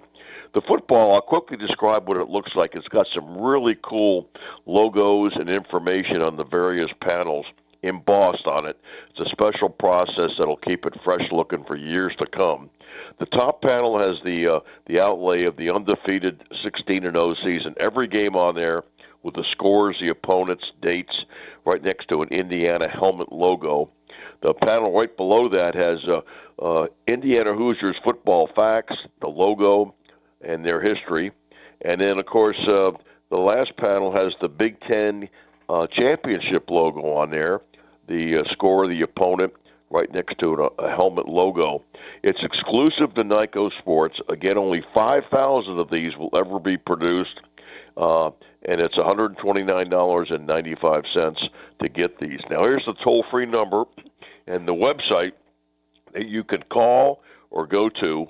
It's 1-800-345-2868. That's 800-345-2868. Or if you can't get through, don't panic. Go right to the website. You can order it there, NicoSports.com. And it's spelled Nikco Sports.com. That's Nikco Sports.com. And you can also, when you go to the website, you can download a picture of the football. So if you're going to use it as a gift idea, in the next month or two before it arrives, you'll have it to give to that person. And then know that in about 8 weeks or so, these will be produced and sent to you. The process takes a little longer because of the embossing, but I can tell you from my own man cave and some of the previous footballs and things that I've gotten from Nico Sports, it really keeps it pristine looking for years to come. The sun, if it hits it, won't fade it. Just don't go out and start tossing it around in the backyard. Well, that we have Mendoza kids. to Becker, right? That's what people are going to be doing. Bob, as the son of two teachers, I love that aspect to it. These footballs are awesome looking. I mean, these are just so well done from a engraving, for lack of a better term, standpoint here. Hell, put in the man cave. You might have some IU fans sleep with this football here, Bob. Okay, what limited edition? Anything else we're missing here? I feel like you just covered it all. No, it's only 5,000 made. I know. I talked to a customer yesterday that ordered 10 of them. Then we're getting people ordering multiple. So I do urge people: you don't want to feel left out and not get this football, because I guarantee you, I have put some of these up in my man cave from my 40 years of being involved in sports, and people come in and they look at it, and I have to make sure that I keep a good eye on it, because it'll walk out the front door. These things, you put them up and people come in and they say, "Wow, where did you get that football?" They are very, very nice looking, and they're, like I said, they're full size, and they've got everything. It recaps the season, 16-0 season, first time ever in the school's history of winning the national championship in football. And for my long career, I played a little basketball at the University of Maryland. I got a chance to know Bobby Knight many, many years ago in Indiana, and all of the things that have been written over the years about being in a basketball school only. This may change a few heads, because once you get rolling like this, it stays for a while. And I just was amazed by what Mendoza did. They're going to have to make a movie on all this. But I just want to ask you three before I leave: which parts would you like to play in the movie? Boy, I would like to be D'Angelo Pons. I would love to be the guy with the pick six in the college football playoff semifinal myself. I think the funny thing is Curt Signetti and Fernando Mendoza are such characters in their own skin. They can just play themselves. You don't need actors. I remember one of the books I wrote was called Caught in the Net, and it was about a basketball coach at Clemson, Tates Locke, who cheated, and he wanted to get it off his chest. It came out in 1982, just when I was with the Cubs, and it was later made into the movie. I'm sure you guys have seen this, Blue Chips. And Nick Nolte played the part of Coach Locke, and Bobby Knight was in that movie, so actually I had a cameo in that movie. I'm not too happy to say what I was doing. They put me up at a table and massaged my legs after a game. My face never made it that good, as my wife tells me. That's it. Welcome to us on radio, right? Right. Thanks as always for checking in with us. And once again, the website or the phone number to go get these footballs. Sure. It's NICOsports.com, NIKCO Sports.com, NIKCO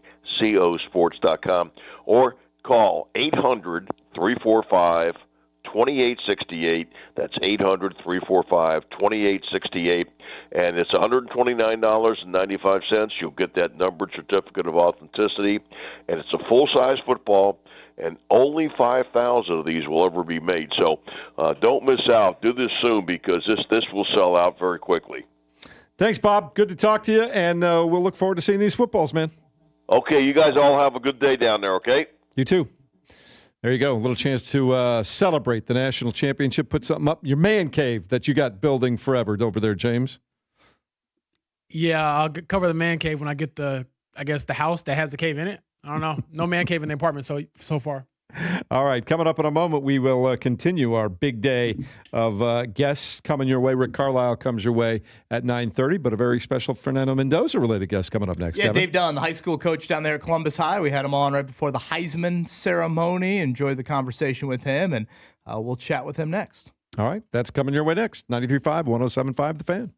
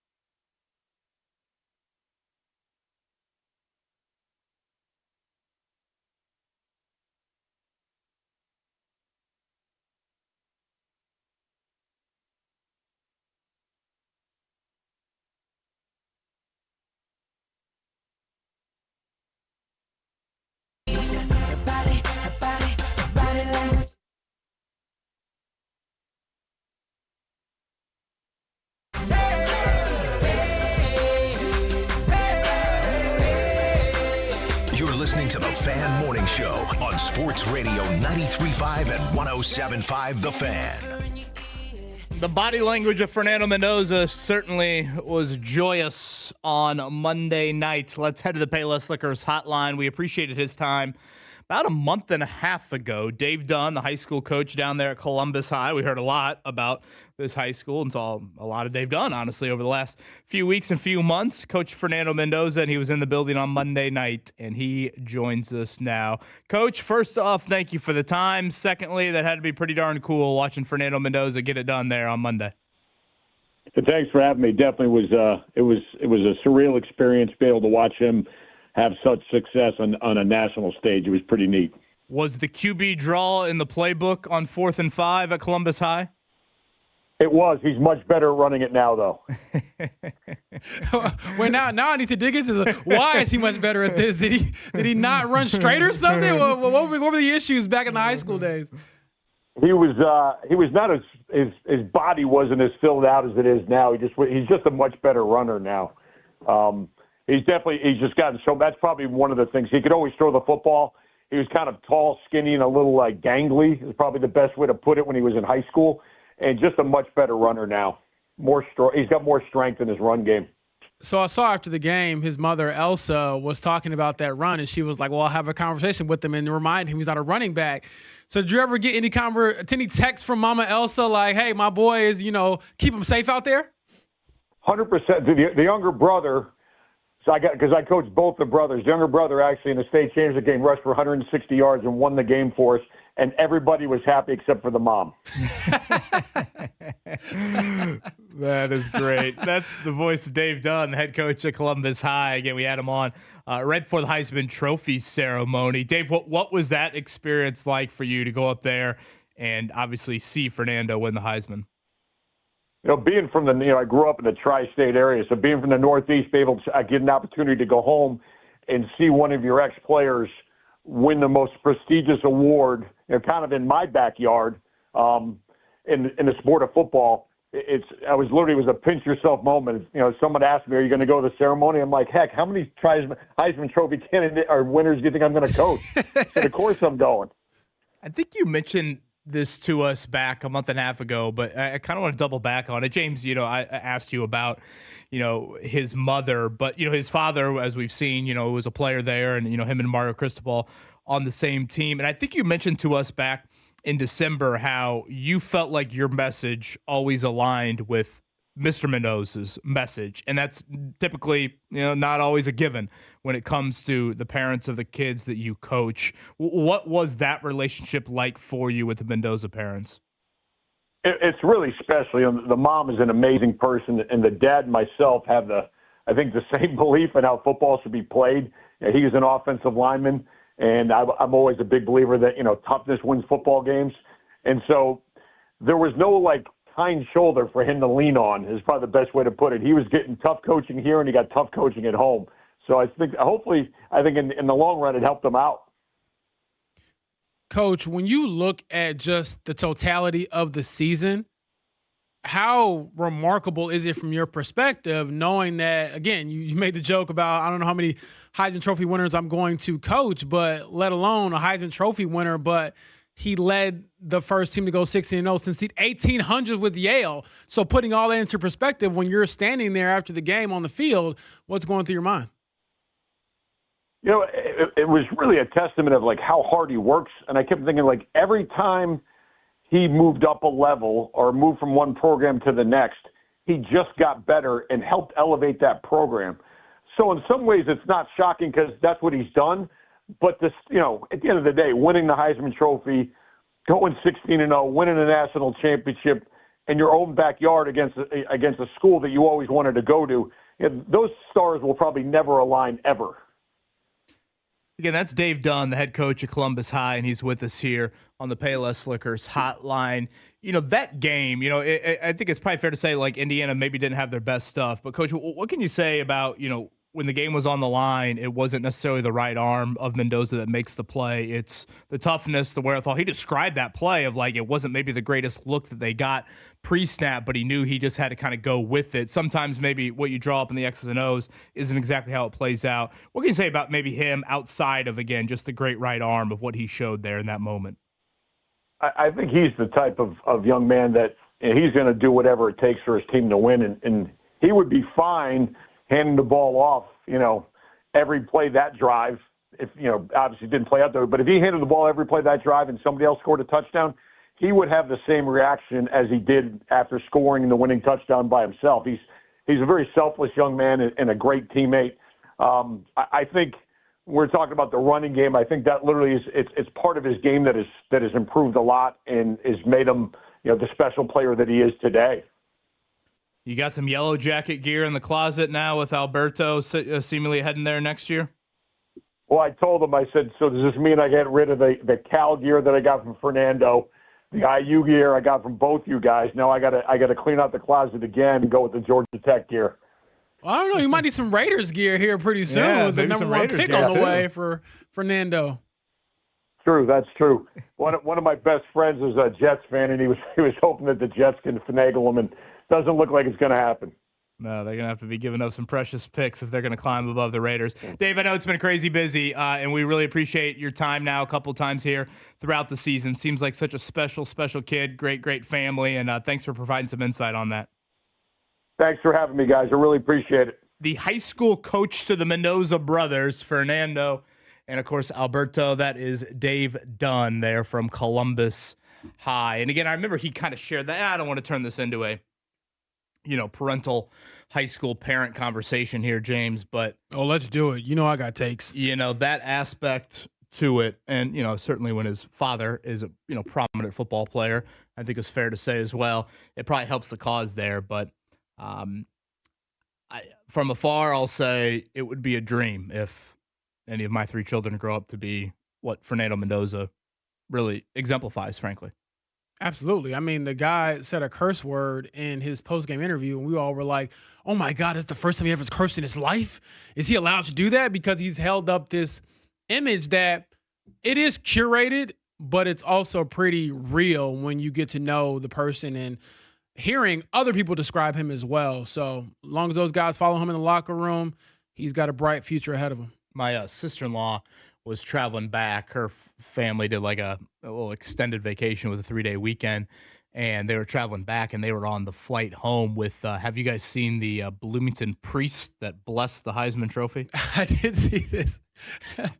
Don't know how many Heisman trophies we've had been blessed here right after winning it, but he was sharing to her that, every week at church, Fernando and Alberto right there front and center. Yeah, I was laughing I saw him talking before the game. This was like way before the game, during one of those pregame or media session scrums.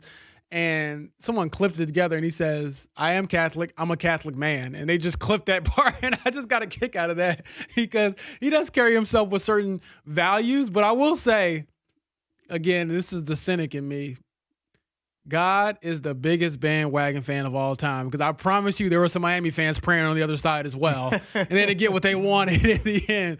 So sometimes you need a little help. Where Drake was like joining Kentucky and everything like that. That's what's going on. I'm kind of like, well, yeah. They probably were praying for. Right. Hello, Mark. Run that by me one more time. I said God is like Drake, where he was rocking like the Kentucky jersey, and I'm a Duke fan now. Right. God is like Drake. I did not expect to hear that on these airwaves, but to a degree, for the context we're talking about, Mark, I might agree. Yeah, God wear the IU football shirt, on Monday, and maybe in a few Mondays from now, he might be wearing a Purdue basketball shirt. That's what I'm saying, man. It hurts you. Again, Rick Carlisle coming up here in about 15 minutes. We'll get to the college basketball slate that was here in a few as well. One thing to note briefly to bring up, we've talked, obviously a ton of IU, but, we're in this coaching cycle right now in the NFL, James. We're starting to see we had 4, I think, officially filled. I think 4 of the 10 officially filled. I need to double check this stat, but I believe it is accurate. The third longest tenured coach in the AFC is currently Shane Steichen. And he's going into year 4. I mean, isn't that amazing? Well, did you see the stat that Mike Vrabel is the longest tenured AFC East coach, and he's not even been on the job for a year? Right. So you have Mike Vrabel. Mike Vrabel, AFC East, Zach Taylor in the North, Andy Reid, of course, out West. So it's Reid, Taylor, and then Steichen's in that group of 2023 coaching hires. That's crazy. D'Amico Ryan's in there. I'm trying to think who else. Zach Taylor? I think Sean Payton would be in there. He'd be the first coach in that division to be gone. Right. I mean, a lot of people thought Zach Taylor was going to be gone. And he's the second longest like the scene from Wolf of Wall Street. Currently, I'm not leaving. Yeah. I'm not leaving. Currently here in the AFC. One thing to note on Indiana's schedule for next year, I didn't realize this. They start with North Texas, and their quarterback, supposedly, I didn't realize this is where he ended up, is Taven Jackson. Oh, really? So the former, Tennessee to Indiana to Central Florida, now to North Texas. Where did he play high school? Center Grove? Center Grove. Yeah. There for him, and he was Curtis Rourke's backup, of course, last year during that run. How about it? He was a very good college or high school player and trying to find his footing in college. So correct me if I'm wrong. He started a game, right, when Rourke had that thumb. Was it a thumb or some sort of finger? I believe issue, he did start at least one game in Bloomington. And so, yeah, just kind of wild on that front. If you missed it, Indiana announced yesterday there will be a celebration here coming up Saturday afternoon in Bloomington. Details, I guess, a little vague, but this is what we know. It's going to be inside of Memorial Stadium. It's going to be from 1 to 1:30. Now, you can tailgate. Very fitting. If you're going to have an IU football event in Bloomington, you better be able to tailgate. Lots open at 10 o'clock. There will be a walk to the Rock at noon. So, where exactly that will transpire from and all of that, I don't know if it's very similar to the player walk before the game. But it doesn't sound like we're getting some sort of parade down Kirkwood per se. But 1 to 1:30 coming up Saturday afternoon. James Boyd, a balmy high of 15 degrees. Hey, you always feel warmer after you win a national championship. And if you got the liquor armor, as they say. Will that stadium be full? I'm not sure, to be honest with you. But I wouldn't be surprised if it is. I remember how freezing cold it was for the Super Bowl parade here in the 06 season. And they did the downtown path and ended it inside of the RCA Dome there. I kind of, there was part of me that thought, is there going to be some sort of pathway and then you go into Assembly Hall? That's what I thought too as well. Now, of course, 17,000 is different than what you can put into a football stadium. Yeah. I have no idea how many people will show up to this, but 1 to 1:30 coming up Saturday afternoon. Get there early. Rick Carlisle in a few. Mark Dykton, can we go ahead and check it down? The Morning Checkdown, brought to you by the Barbasol Horizon League Basketball Championships. March starts here. The James, Barbasol let's begin with the Horizon League Pacers Basketball tonight. They are in Championships. Boston. This is I would say, probably their toughest road trip of the season. Is that 7 o'clock tip? For some reason, I thought it was a 7:30 tip coming up tonight, but the board is saying 7 o'clock there. Jaylen Brown sounds like he will play for the Celtics. They are a big favorite in this one. And I do think it's worth noting, Benedict Mathurin once again out with that thumb injury. And tomorrow, James, 2 weeks out from the trade deadline. Yes, that is a big date to keep in mind. And again, will Benedict Mathurin stay or go? We could see some other movement around the league as well. And you were correct, KB, 7:30 tip. Okay, 7:30 tonight, and then coming up Friday at Oklahoma City. So that rematch from the opening night. And again, Rick Carlisle will join us here in about 10 minutes. All right, last night, a busy slate of college hoops. I guess let's kind of go in chronological order. Let's start in Ann Arbor. Once again, another opportunity for Indiana to try and get a quad one win. And now they are 0-6, 0-7 maybe in those opportunities this season. They lose 86-72 to Michigan. That's 4 straight losses. They got pounded on the glass. They pretty much were down double digits, even close to 20 all night long. Darren DeVries sounded weirdly optimistic after the game. I don't really know, given the current state of the team, why there'd be a lot of optimism necessarily there. But yeah, 1 field goal in the first 10 minutes. It was ugly there. I get Michigan, obviously, is a very good team, but it really wasn't very competitive at all. No, not at all. And I guess if there is a positive there, they shot better from the free throw line than Michigan. Well, there you go. Got to find something. Again, I find it wild times that you might have some people in Bloomington that care more about when the spring game is for Kurt Signetti's 3rd season than when the next IU. Well, in 49 states, it's just football. But this is Indiana. I know. Who would have thought? Peyton Manning, Kurt Signetti slowly turning this state into a football state. Butler got it done last night inside of Hinkle Fieldhouse, that is. Chris Holtman. CJ Gunn, really nice first half, the local product. But Butler, I thought key minutes from Evan Haywood. I know Thad Mata mentioned after the game he was nervous if Michael Ajayi was going to play. Sick as a dog, he said, but was able to give it a go. He was very good. And Finley Bizjack, vital that Butler gets consistent scoring from him. He had 24 last night, so they need to hold serve at home. They'll be inside of Hinkle again on Friday. That is the old Indy 500 checkered out game there, 8 o'clock with Marquette. And again, Butler's still going to have to do some other notable wins in the Big East, i.e. at St. John's. Can you shock the world and beat UConn at home? But James, just very important to string some together here against the bottom feeders. Absolutely. I mean, this is where you need to be coming into your own, and I get it. There's always a lot of turnover in college sports, but hey, you're a couple months in now. Got to find your identity. You were at a great one last night, Plainfield and LN there, as Plainfield got it done. And then when you got home, I guess Purdue was probably just getting started. That was Purdue and UCLA. 10 o'clock out west, the first Big Ten loss of the season for Matt Painter's bunch. They were up 6 with 90 seconds to go, and that got away from them. Tyler Bilodeau hit a 3 with 6 seconds to go to take the lead for UCLA. CJ Cox got a decent look there just before the buzzer, but that did not go. So again, Purdue's first Big Ten loss. Both these West Coast games, the USC game Saturday and the UCLA game, you get game pressure, you get in these clutch moments. Yeah. I would expect more often than not Purdue to get it done, but last night, just several turnovers really in the last 90 seconds there that kind of cost them in, trying to go win the game versus getting all these defensive stops. Yeah, tough way to end it, but at the same time, you much rather have this sort of outcome now versus come March. Just trying to get healthy for Braden Smith as well. I didn't think he looked like himself playing through the knee injury.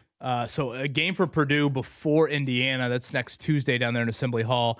It'll be Purdue and Illinois in a great matchup Saturday afternoon inside of Mackey, Indiana. We'll do a Friday night game out in Rutgers. That is a 6 o'clock tip there. Other items to note for me. Again, shout out to Ed Carpenter. Official yesterday, 23rd straight Indy 500 start coming up at the age of 44 for him. So always enjoy our May combos with Ed. We'll definitely do that. Shout out to a little Butler flavor with Ed Carpenter. And James, NFL-wise, I guess nothing official yesterday on a head coaching move. I'm trying to think. I feel like we got all the ones kind of late night on Monday. I think we hit all of those. The biggest news on the Colts front today is that Lou Anarumo will interview for the Giants head coach opening.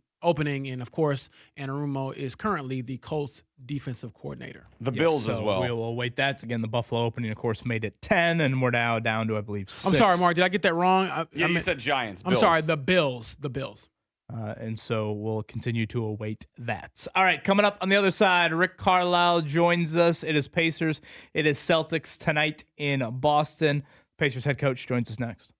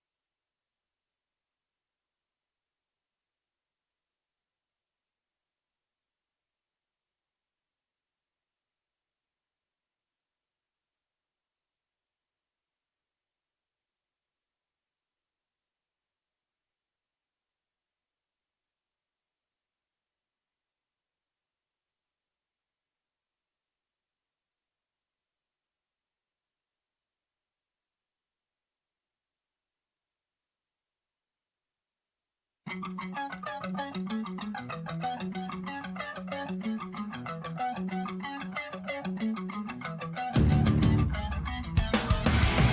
listening to the Fan Morning Show on Sports Radio 93.5 and 107.5 The Fan. All right, Rick Carlisle scheduled to join us here in a few. Thank you to Dave Dunn, the high school coach to Fernando and Alberto Mendoza, who joined us in the previous segment. That'll be up on the podcast. Again, busy night of hoops last night, college-wise. You did have Purdue taking their first loss of the Big Ten season out there at UCLA with the game winner with about 6 seconds left for the Bruins. Tonight, it'll be Pacers-Celtics. That is 7:30 coming up here on the Fan at the Thunder on Friday. This is the old Disney on Ice road trip here for the Pacers. We should get all-star reserves at some point here, right? We'll figure out about Pascal Siakam. We got starters the other night, didn't we? Yes, we did. How does that work? They do, is it coaches pick the reserves? Is that how it is? I think it's just, I want to say it's coaches and maybe players. I know the fans don't have a say in the reserves. Right. That's more we the have starter Rick Carlisle base. here on the airway. Maybe we can ask him. Let's head to the Pale Slickers hotline right now. Again, Pacers-Celtics coming up tonight in Boston. The head coach of the Pacers, we appreciate his time, is Rick Carlisle. Coach, good morning to you. How you doing? Okay, what's happening? I should know this. Is it you guys, do the coaches pick all-star reserves? Is that correct?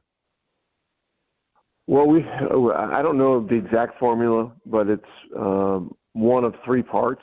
There's a player's vote, there's a fan vote, and then there's the coach's vote. I don't know exactly how much weight the coach's vote carries, but I think it's pretty significant. Rick, when you look at the season that Pascal Siakam has had, I know you've talked about it here on these airwaves quite a bit. What makes him an all-star in your eyes? Everything, just the level of play, the leadership, the way, the durability. He plays every game. I mean, we held him out 2 games. There was a game in Golden State, was second out of a back-to-back coming out of maybe Denver. And then, the second one was the Detroit game, coming out of the New Orleans game at home. So, those are the only 2 games he missed. And, it was a struggle to convince him to sit those games out. But he's played a high level. I think he's hit either 4 or 5 game-winning shots in a season that's been, obviously very difficult with the missed games and all that kind of stuff. So it's just, he's an ultimate professional, and he's a great player. Rick Carlisle with us here again. Pacers and Celtics coming up tonight. It's a 7:30 tip. You can hear it right here on the Fan. Coach, so Benedict Mathurin out for tonight. You still expect him to play at some point on this road trip? It's possible. When you look at, I want to say, I don't know if it was the Philly game or if it was a game over the weekend, but the TJ McConnell reaching 3,000 assists off the bench, I believe is second just to Lou Williams to ever accomplish that in the NBA. What is it about TJ's makeup that has allowed him to, have a stat that obviously is defined in longevity? Well, it's the longevity. That's the starting point. I guess the starting point is just who he is as a competitor, which is got him on the floor. I think I've told this story. I heard this when I got here that, when Nate McMillan was the coach, they had acquired TJ, and I forget who the other point guard was. It may have been Aaron Holiday or someone else. I'm not exactly sure, but Nate had told TJ before the first game, that he wasn't going to be in the rotation, but to stay ready and all that kind of stuff. And then in the first game of the season, the other guy went in there first, and then he ended up putting TJ in the game, and TJ never relinquished the job after that. So he's been the backup point guard here for, I don't even know what year he was acquired. I've been here, it's my 5th year, so I got to believe it was at least 2 or 3 before that, so it's 7 or 8 years. And, all that time, hasn't missed a lot of games. And so, you run up some really significant numbers. In this case, the number is the assist. And I think he's only a couple of hundred assists away from catching Lou Williams. So, he has a very good chance to do that as well. One more on TJ, Rick. From a conditioning standpoint, what does that look like behind the scenes? Because when we see the effort he plays with during his minutes, I think sometimes, me personally, I can take it for granted and think that's just TJ, but that's also a lot of work, I would assume, as well. Well, it is, and it's year-round stuff.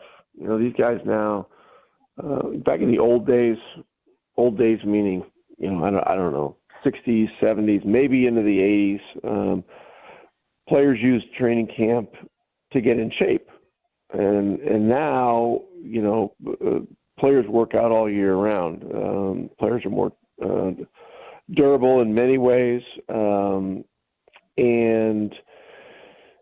guys come into training camp in much better condition than back in those days. And they come in to, tune their game up to the highest possible level. But the conditioning part of it, in large part, has been taken care of. So anyway, he takes great care of himself.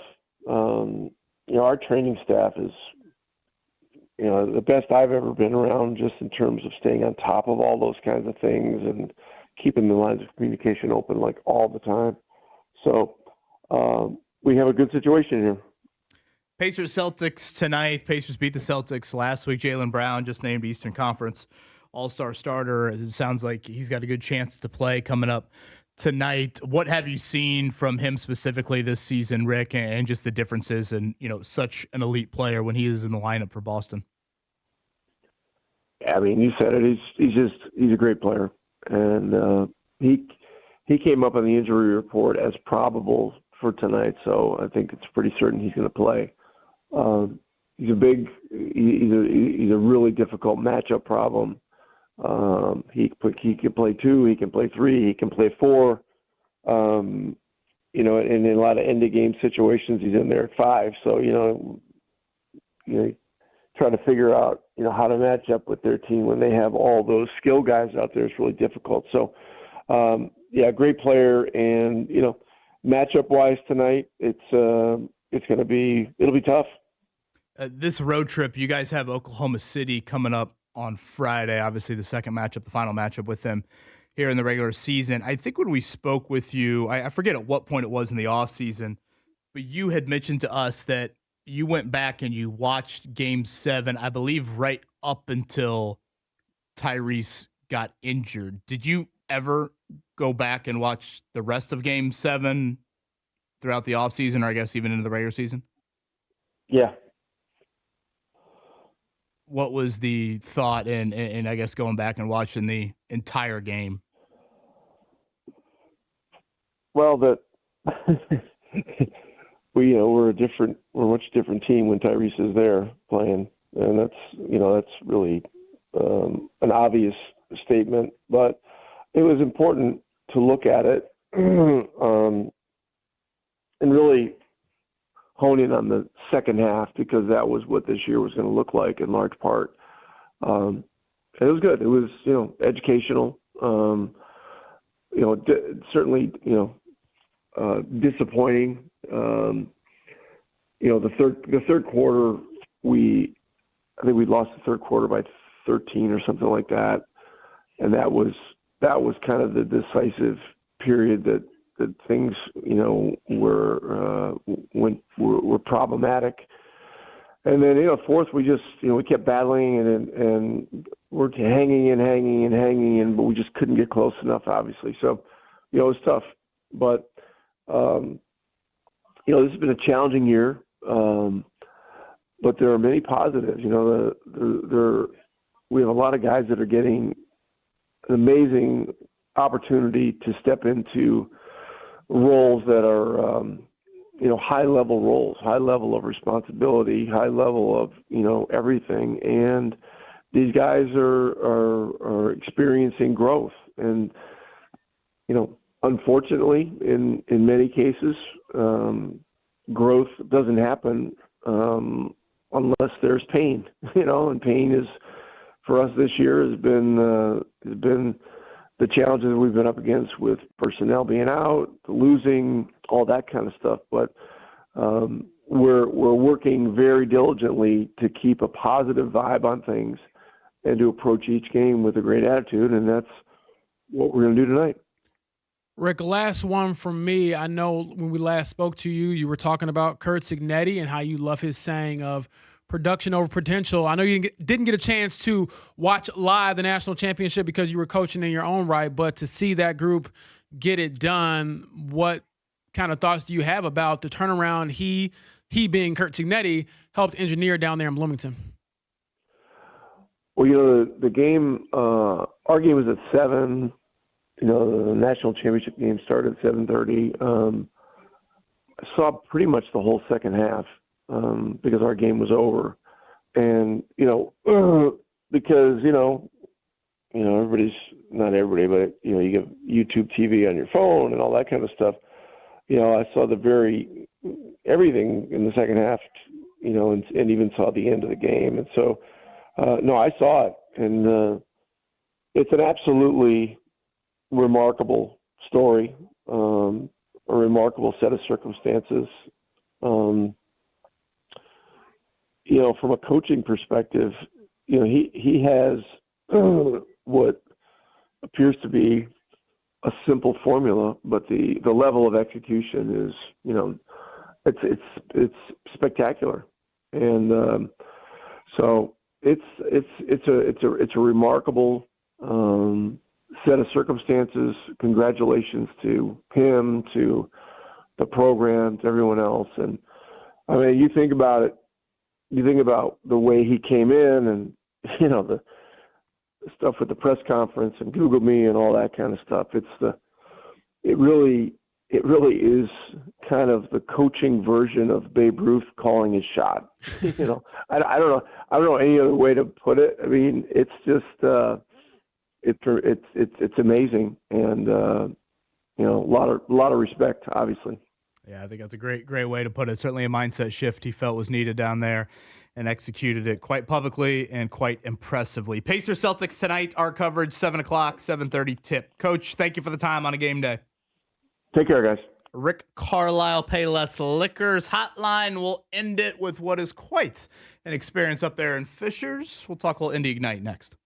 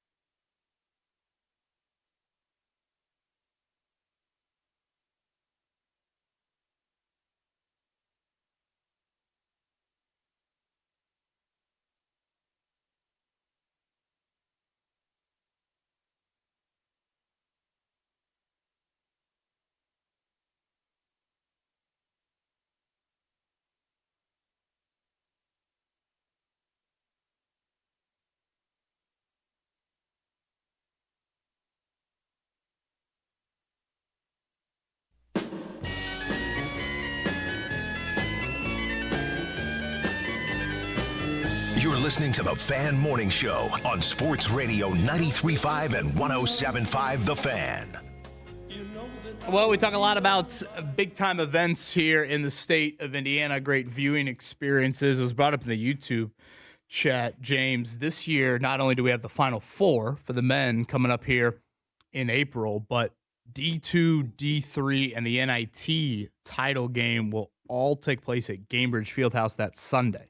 One ticket gets you all three of those games, which is pretty unique. I was gonna say, I ain't know about that. Your boy might have to pull up. We used to spread those out, a bit. D2, I think it called Evansville home for a little bit of time, and D3's bounced around, and NIT, at Hinkle. Obviously, we saw the shirt that you're wearing right there, the Indiana State Sycamores, inside of Hinkle for that NIT run. And speaking of great venues around the state in central Indiana, the Fishers Event Center is one of those, and the first home match for the undefeated Indy Ignite volleyball squad coming up on Saturday. To talk more about that, we head to the Payless Liquors hotline.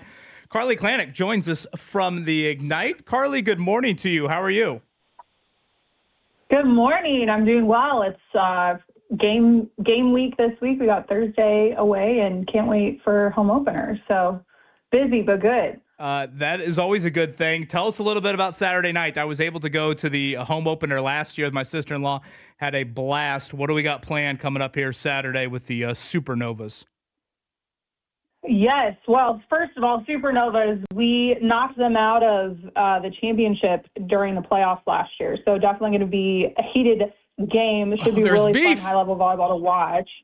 Yes. So look, they're coming in with a little bit of revenge. We're coming in with a little bit of got to prove, it's not just lucky our first year. So it should be a fantastic match. But then fun stuff ahead of time. Last year, I don't know if you went to the bonfire. Did you roast some s'mores last year? You bet. Well, this year it's going to be 12 degrees. So we moved the bonfire inside, but still ahead of the game. Doors open at 5. We'll have free hot cocoa, free s'mores bars. They wouldn't let us actually light fires in the venue to roast s'mores this year, which was kind of a bummer. I tried, trust me. We'll have free giveaways. Everybody's going to get a light-up rally towel to be swinging around their head, lighting up the stadium, thanks to our friends at Lily. And then we just start rocking and rolling at 7 p.m. So, Carly, I was going to ask about the bonfire, and, glad to know that you all keeping everything safe, and you have the Fishers Fire Department out there Hamilton trying to County shut things down. Come on now. But for those... I tried to get that fire inside, but they kept telling me no. I don't know why, I will hold the extinguisher. I'll be right there. But on a more serious note, when you look at what this franchise means to Fishers, what it means to Central Indiana, how important do you think it is just from a visibility standpoint to have people come see professional volleyball right there in their backyard? Yeah, I think the numbers and the youth numbers in our state speak for themselves. There's a record number of both boys and girls playing volleyball at the youth level, and we're able to provide what that looks like in their future. I played growing up, and there was no league there. To do anything, you had to go overseas, and so to be able to do that, and not only to be able to do that in Fishers, in the Indianapolis area where we have such fantastic talent, is something that's been super impactful. We've heard amazing stories from our fans. Our players love going to, youth practices, to club practices, saying hi, meeting everybody. And it's just amazing to create a pathway and create a vision for something that hasn't been available before. Again, that's Carly Clanic. She's with the Indy Ignite. She's the VP of Marketing and Game Day Experience, and they've got their home opener coming up on Saturday. Several home matches here as we get into the 2026 swing of things. If you can't make it on Saturday, certainly head to their website, indyignitevb.com. I want to get a little bit more into kind of what we have here locally, Carly, in terms of volleyball. If I'm not mistaken, your husband is an assistant coach at Purdue, correct? He is. He is the assistant head coach for the Purdue volleyball team. So they just started practices in the spring up yesterday. So in our household, we have college volleyball in the fall and pro volleyball in the spring. And for those that aren't familiar, Purdue has had great history with Dave Shondell here recently. Yes. And the Big Ten as a whole is, they're as good as they are in college football recently. And, it's funny, I've talked about this with my wife before. She played high school volleyball here locally. And it just seems like one of the more under-the-radar aspects is what the Midwest really is all about when it comes to volleyball. Could you touch a little bit on that? I know your roots expand elsewhere outside of just our area, but it seems like this part of the country is kind of volleyball heaven, really. Yeah, it's funny.